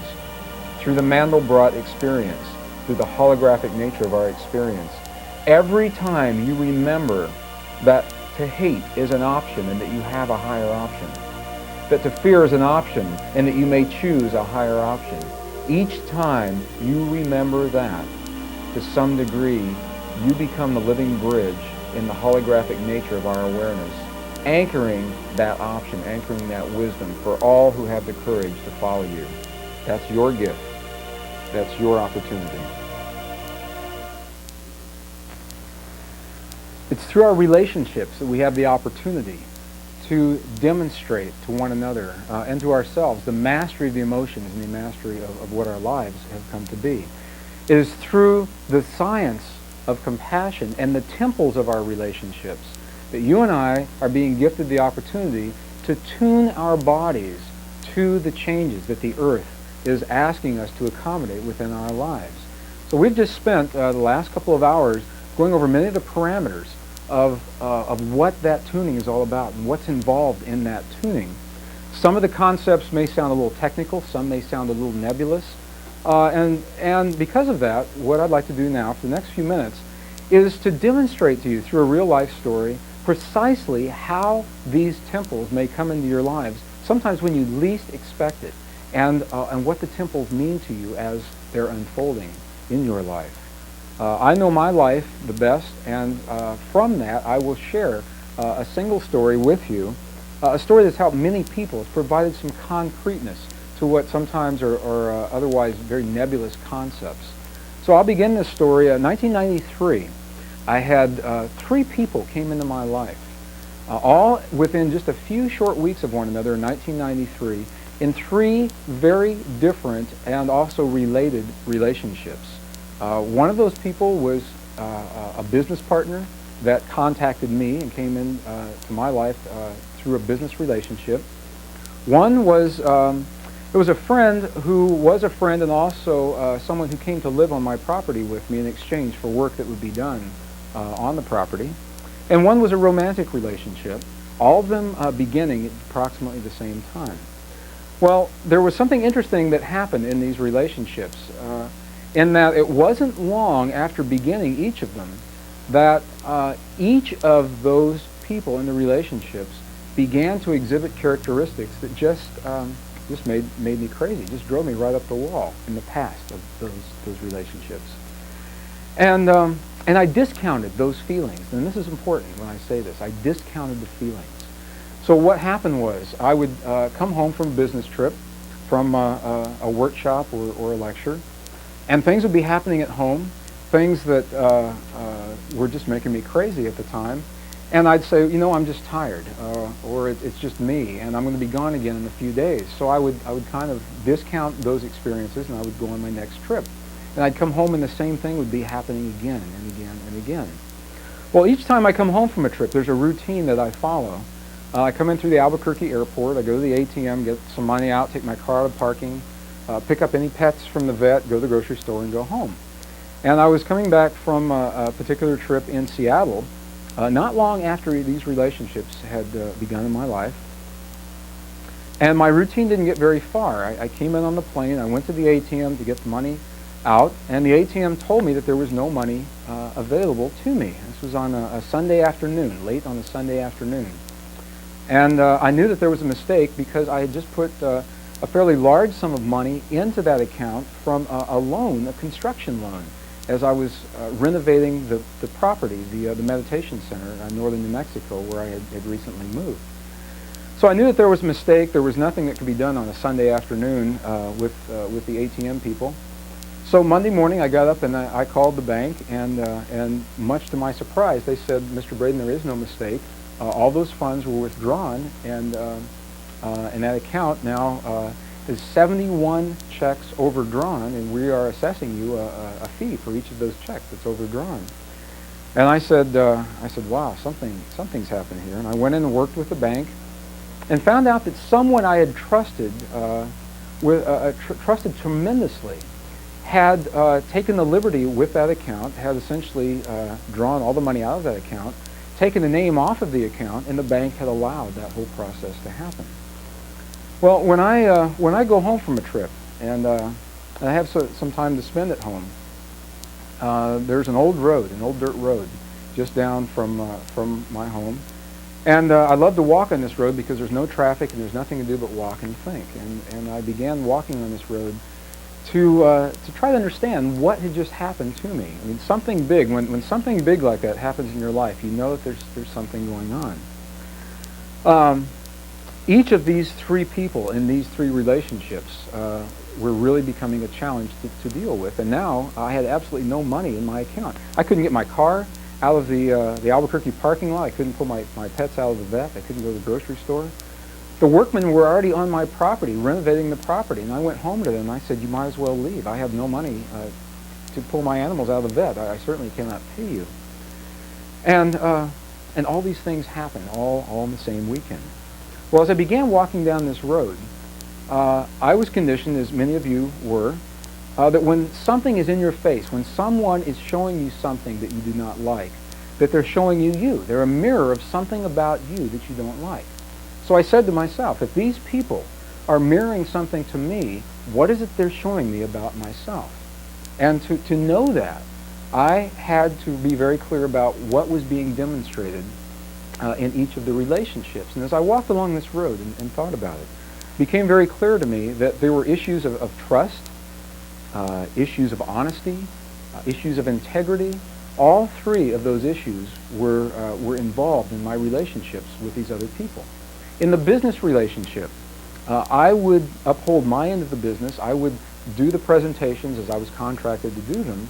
And for a number of reasons, explanations that were given to me at the time, I could not get paid. They were not paying me to do in a timely fashion to do these events. And I was not able to meet my commitments, my mortgage payments and commitments that I had to other people. So all of these relationships, the gentleman that was living on my property chose in his lifestyle to demonstrate behavior patterns that I was not able to accept on my property at that time. And I said, this is not what this property is all about. All three of those people were showing me issues that I believed they were mirroring issues to me of myself. So I'm walking down this road and I'm thinking, if they're showing me these issues of myself, and what are they saying? Are they saying to me that I am not trustworthy, or that I have issues of integrity, or that my honesty is in question? And immediately I knew that the answer was no, because that's precisely what this work is all about. It's based in trust and integrity and in honesty. And immediately this thing welled up inside of me and it said, no, Greg, you're not being shown, they are not mirroring to you the things that you are in this moment. Those people in their own way were mirroring to me that which I judged. They were mirroring to me patterns that I had a tremendous charge on. And it's true. I had, at that time, a tremendous charge on trust, issues of trust and integrity and honesty. It's a very subtle yet powerful pattern. Now think about what they were showing me. By my charge, by my dislike of those characteristics, I had skillfully drawn to my life 3 people because of that charge that mirrored right back to me that subtle pattern. And it is a very subtle pattern. If you have someone in your life right now that you love on one hand, and on the other hand, they exhibit characteristics and patterns that are hard for you to live with, to deal with, that just sometimes make you crazy, there is a very good possibility, as you look at those patterns, if you can honestly say, they're not mirroring to me what I am, there's a very good possibility that you can say, they're mirroring to me that which I judge. It's a powerful, powerful lesson. Well, let me continue with this story because it's pretty interesting the way that the whole thing unfolded. Later that day, I took a trip out to the Taos Pueblo, not far from where I live, and I met with a friend of mine who is an artist that lives on the Pueblo. And I hadn't seen him for a while, and I said, "Hi, how are you doing?" And he said, I'm fine, what's going on with you?" And I shared with him this story of what had just happened to me. And he said, "Well, let me share a story with you." He said, 100 years ago in northern New Mexico, our plains were full of herds of wild buffalo. And my great-grandfather, in his initiation rite into adulthood, was asked to kill a buffalo to demonstrate his skills of hunting, and he did. He said his great-grandfather went out and he killed his first buffalo, and he kept the head of that buffalo, and it was a prized possession. It was a treasure, a tangible link with his past. And this gentleman had kept it for all of these years. Well, he was an artist and a craftsman, a jeweler. And there was another jeweler from Taos who had come to the Pueblo and had seen this buffalo head and said, "I'd like to use this buffalo head in a display in my jewelry shop. How would you feel about that?" And he said, "That's fine." So he allowed his prized possession, something that he held dear to him, to go with someone else and be used in her display. And he didn't hear from her for a couple of weeks. And it wasn't long after that he went into Taos to see what was happening with this woman in her shop. Her gallery, the doors were locked, the windows were soaked up, and it was closed down, and she had left town and taken this prized possession, his great-grandfather's buffalo head, with her, and he knew he would never see it again. And it hurt him deeply. And I said, "What did you do? What did you do about that?" And he said, "You know, I did nothing, because she will always live with what she's done." And I left the Taos Pueblo that day, and I thought about what he said to me. The person that had taken the money out of my account, I had some legal options. Attorneys said I had a pretty good case. If I chose to pursue that case, it would probably take a long time, it would cost a lot of money, and it was not a civil case, it was a criminal case. It would have to be tried as a criminal case. And if convicted, that person would probably spend some time incarcerated. And although I was very angry and very hurt at what had happened, I didn't want that to happen to that person. I didn't feel that was justified. And I called this person on the phone and I said, "You know, I have some options. I'm considering legally pursuing this case, and I want you to know that. I just want you to know that I'm thinking about this for a couple of days," and I did. I reached a conclusion that surprised many people around me, and I thought about my friend on the Taos Pueblo, because my choice was to do nothing. I did not want to prolong the relationship. I didn't want to spend the time and the money pursuing this case. And I felt like it was a very powerful lesson for me to let it go, and I did. And immediately after I let that go, and there was a whole process that I went through to get to that point, through the Essene sciences of compassion. Excuse me. What happened was that every relationship that was being held close to me through the charge of those things that I judged, every relationship that was being held by the charge of honesty and integrity and trust, every one of those relationships fell away at the same time because of the holographic nature of what I had released in the forgiveness of this person. Now the beauty of this, there's a lot more to this story. the lessons that I learned. Probably the most powerful lesson was a lesson of discernment. Prior to that time, trust for me had been binary. Trust was something that I either did or I didn't. You either trusted someone or you do not trust someone. I, up until that time, had a tendency to entrust people with a greater level of trust than they themselves were willing to allow, a greater trust than they found themselves worthy of. The discernment of trust was a powerful lesson for me, and the opportunity for me to trust within my own feelings. Now, there's something really interesting that happened with each of those three people that came into my life. Each of those three people, I had a feeling about them, and I discounted the feeling. I ignored the feeling as I felt it. So, for example, the business relationship. And this is just so amazing.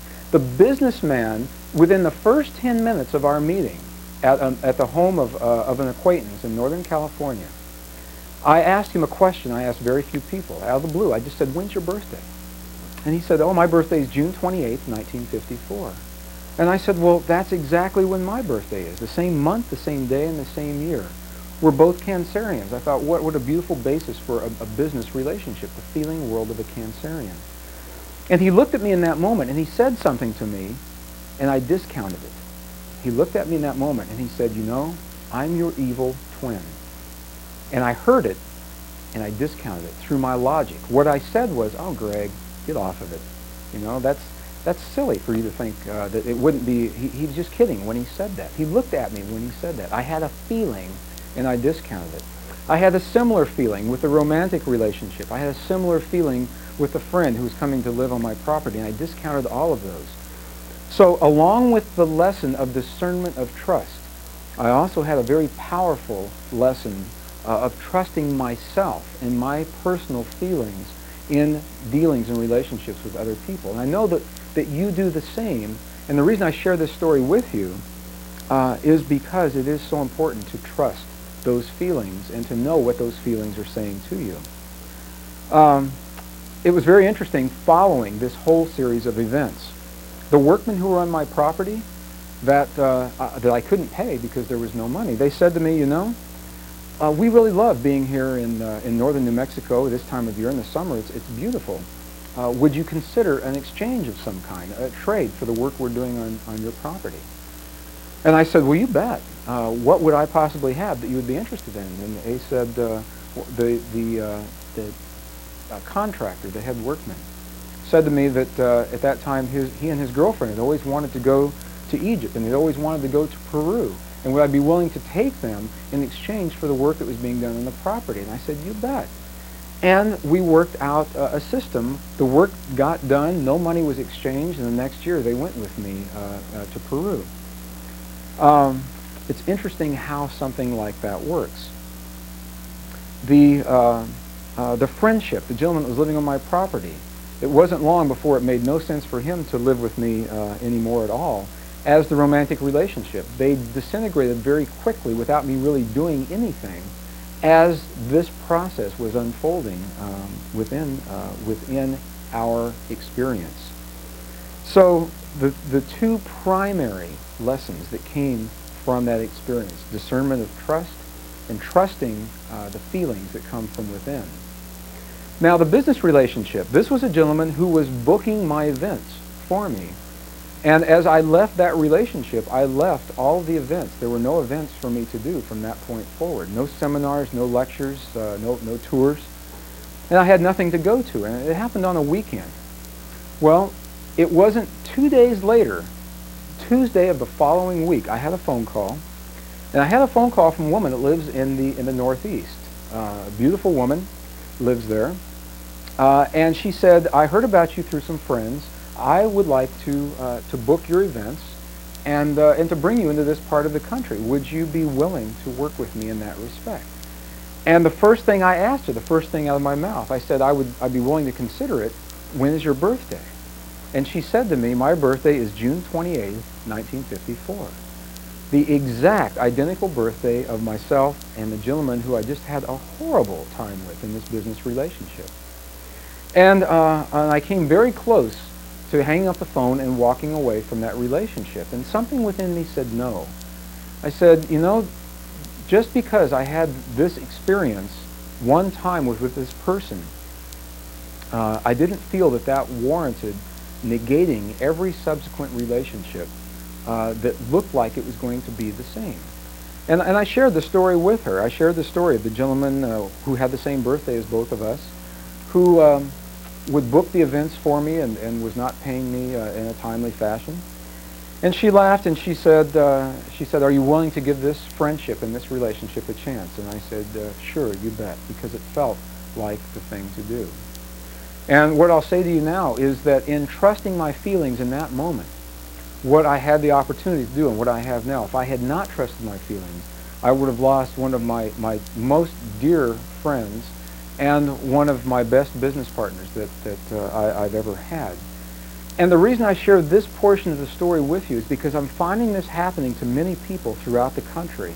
There's a pattern. It's a pattern that's unfolding for all of us. As we are barreling down this road toward the time the ancients called the shift of the ages, and we skillfully draw the experiences to us that allow us relationships, and in those relationships, the gift of emotion and what we do with those emotions, here's what's happening. Here's what we're seeing happening. Is that over and over again, we are being offered the same opportunities, the same situations, and the same circumstances, and they're having different outcomes. The outcomes are 180 degrees shifted. They are polarity outcomes. They are very different from the outcomes of the original experience. I'm seeing this happen to many people, and as we consciously recognize these experiences, and we're able to consciously move in with discernment and say, I recognize this pattern and I see exactly what it is that's happening. Through the Essene traditions, through the Essene sciences, we are offered the 7 mysteries of personal relationship. And I've just shared with you the first 2. The first 2 mysteries, the mirror, the Essene mirror of the mystery of judgment. The things that I judged were being mirrored back to me by the people who were demonstrating to me those things that I judged, the 3 people that came into my life. The first mirror, the mirror of the things that we are in a moment. As someone mirrors back to us that which we are in the moment, if we have the wisdom to recognize that mirror, we have the wisdom to see a powerful portion of ourselves being unveiled as we are seeking to find those pieces of ourselves and move toward the wholeness that gracefully carries us through this time in our lives. So I offer you these examples as concrete examples of how these relationships come about. No one flashes a big neon sign and says, here comes the mystery of the first mirror of judgment, or the Essene mystery of the mirror of that which you are in the moment. It doesn't happen that way. These mysteries sneak up on you, usually when you will least expect it. What I've discovered for many people is that they are experiencing what for them are the worst fears, the worst times they could ever imagine happen in their lives. And everyone's worst fear is different. For some people, a worst fear may be the loss of a loved one, or those that they hold most dear, because their worst fear is the fear of being alone. While the person next to them has no problem being alone, for them, their worst fear may be the loss of physical vitality and health within their bodies, or the loss of finances, or the ability to generate those finances. Everyone's worst fear is different. And as I work with people, and as I have over the years, and as I work with clients in years past, what I have seen personally is also reflected through the Essene texts. And it simply goes like this. Whatever it is that's happening in your life in this moment, whatever that is, when you reach a crisis in your life, it's a time that the ancients called the dark night of the soul. In the dark night of the soul, you will be faced with what for you appear to be the greatest challenges ever of your life. And what the Essene texts say is this, is that it is impossible for you to create for yourself, to draw into your life the circumstances and the situations that give you, that provide you the dark night of the soul, until you have amassed to yourself all the tools that will carry you gracefully through that experience. It's impossible. It's impossible for you to create those experiences because it is in the amassing of the tools. As you go through the relationships, as you go through the experiences, you develop the arsenal and the array of tools within you. It's not until you have assimilated those tools, that assimilation is the trigger for creation to bring into you the opportunity to demonstrate your mastery of your worst fears. And that's the way it works. You will go through many, many relationships. You'll go through many, many experiences. Sometimes they take years. Sometimes they take months. And suddenly you'll be faced with what for you is the most tremendous challenge of your life. When that happens, what I will say to you is congratulations. In the amassing of the tools, that experience is not possible until you know that you have everything you need to gracefully move through that time in your life. You know this. Your mother probably said this to you when you were young. She probably said, you will never have more on your plate than you're able to deal with. God never gives you more than you are able to deal with. And I believe that's precisely where these funny old sayings that our parents and their parents offered them. It was through that wisdom of the Essene traditions. When we have the opportunity to demonstrate, many people say they feel like they're being tested. They may be perceived as tests, and just as easily, the opportunities may be perceived simply as that, as opportunities to demonstrate the mastery of emotion and the mastery of feeling, the mastery of that which you have become. As we go through the 3-day workshops, there are several things that I offer, several single lines, I believe, of knowledge that help to anchor concepts and help people remember the things that we have talked about. We've covered a tremendous amount of very technical, in some cases, very esoteric, in some cases, very right-brained, in some cases, information. And the reality is that we do not have to know any of these things. In the complexity of our being, we are extremely complex beings. In the complexity of our being lies the simplicity that all we have to do is be. If you're familiar with a Macintosh computer, for example, you know that when you place a little arrow on an image and you simply push a button, and all these things happen on that computer, for you to have that degree of simplicity, some very complex things have happened behind the scenes. Well, you and I work in a very similar fashion.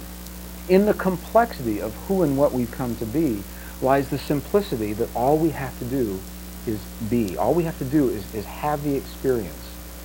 Well, it is through that simplicity that I am able to say to you the following things. As you live your life, day in and day out, what I can say to you is this, that you have the opportunity to observe all life as it unfolds around you, and you will primarily experience those things that you identify most with.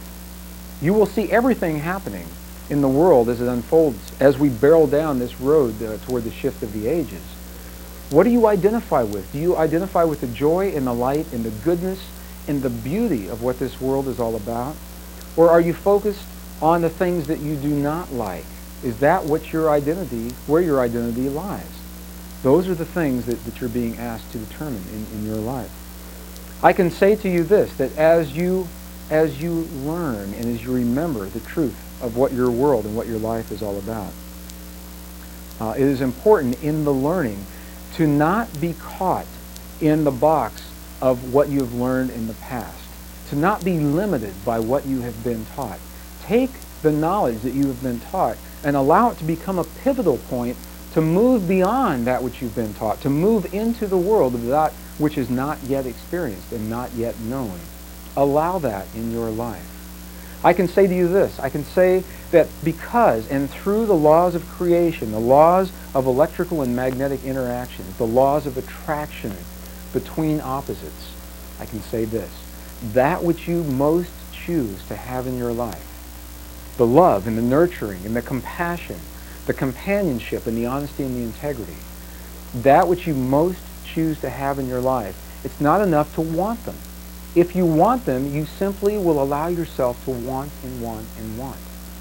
That which you most choose to have in your life, you must first become. You must become that which you choose to have in your life. You must become the peace that you choose to have in your world. You must become the compassion that you choose to have in your world. You must become the forgiveness that you so desire for your loved ones and your families. And in that becoming, you then are the living bridge to those that you hold most dear, as you live and demonstrate the truth of what your life has become. You must become the things that you most choose to have in your life. The opportunity and the mechanism that allows all of us to become those things are the relationships that we have with one another and the opportunity to emote and feel in our lives. So I invite you to explore emotion, to explore feeling, and to explore relationships consciously, with intent. Be aware of why you are drawn to the patterns that you're drawn to. Be aware of why you are drawn into the relationships that you are drawn into. And that awareness is available to you through the Essene mysteries of relationship, the Essene mirrors of self. So I have here for you now a slide summarizing the first 4 of those 7 mysteries. And as you're able to see these mysteries, the mysteries of the mirror of what you are in the moment, the mysteries of the mirror of that which you judge, the mysteries of the portions of yourselves that you have lost or had given away or taken away in your life, the mysteries of your greatest fear, your most forgotten love. These mysteries are available to you through the open literature, through those ancient texts, certainly through the 0 Point workshops. I invite you to explore those mysteries in your own lives and embrace the opportunity to live your life as an initiate of the highest order. Truly, we are living the collective initiation. Truly, we are all given the opportunity to demonstrate to ourselves what this time of initiation means as we move toward the awakening to 0 Point, the collective initiation. I'll share with you a story. Researchers recently related in one of the Nature magazines. This is a very beautiful and very touching story, the story of geese. I know some of you probably have read or heard of this story. Researchers have determined that geese, as they fly together, are very closely tuned to one another as they fly in their flock, for example. That the geese, by flying together in a formation, that they add over 71% greater distance in moving together toward a common goal than if each of those geese were to move separately and independently on their own. We probably have something that we can learn from that. The researchers determined that the geese, as the lead goose, as the head goose would move forward in his flock, and as he would become tired of his own volition, of his own choice, he would drop and fall behind and allow someone else to take the lead and lead the whole toward their greater goal. And perhaps for me, the most beautiful portion of this story is that researchers determined through their experience and through their observation that any time within a flock that any one goose is injured from a hunter's bullet or from illness and chooses to fall out of the formation, always, always, always, that goose is always accompanied by at least 2 others who will follow him to the ground and will stay with him until he either recovers from his injuries or dies. And if he recovers from the injuries, together the 3 will follow from one flock to another and another until they reach their original flock. And if he dies, then the one that is left behind will be left, and the other 2 will catch up with that original flock. The beauty of that story and the metaphor for me is I believe we are essentially living as a flock moving toward a common goal. My choice is that no one gets left behind. Everyone learns at a different level. Everyone understands and accelerates at a different pace, and we're all moving toward the same place. We're all part of this process. So I also invite you, as you live this time of initiation, as you experience through the highest orders of mastery within the emotional body that has become your being, that you become that compassion, you become that patience, you become the forgiveness for those that you see around you who may not have achieved that place exactly at the same time in exactly the same manner that you would expect to see that. It doesn't mean that they should be left behind. It is our opportunity, it's your opportunity to demonstrate your compassion, your forgiveness, your ability to allow yourself to become the living bridge for those that you love the most and hold most dear. If we can learn anything from those geese at all, what we can learn is that no one need be left behind, and no one need have this experience alone, that we all are part of one another and part of the experience as we are moving toward this path that we call the shift of the ages.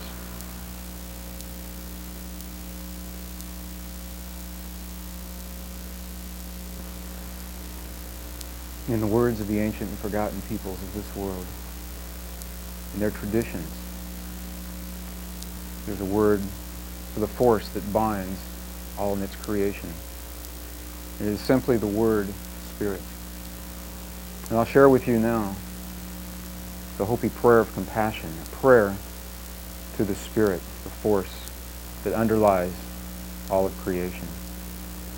In that tradition, the word for Spirit is Wakan Tanka. And this is the prayer to Wakan Tanka. Wakan Tanka,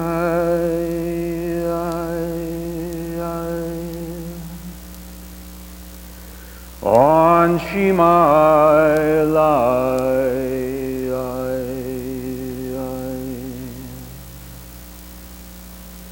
which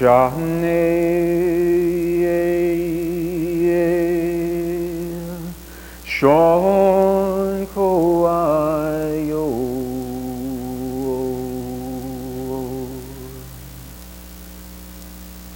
he ana,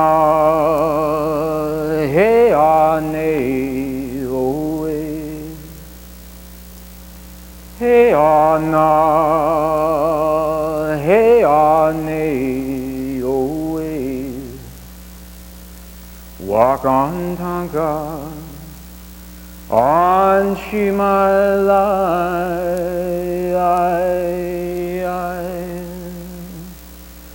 walk on Tanka,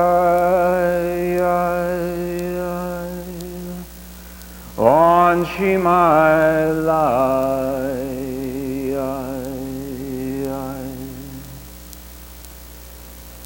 which are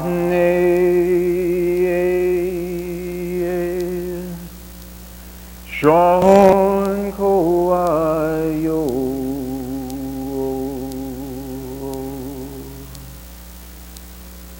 he ana, he ane oe, he ana, he ane oe, walk on Tanka. On Shimai Lai, the Spirit of compassion, show us the way. Show us the way. Show us the way.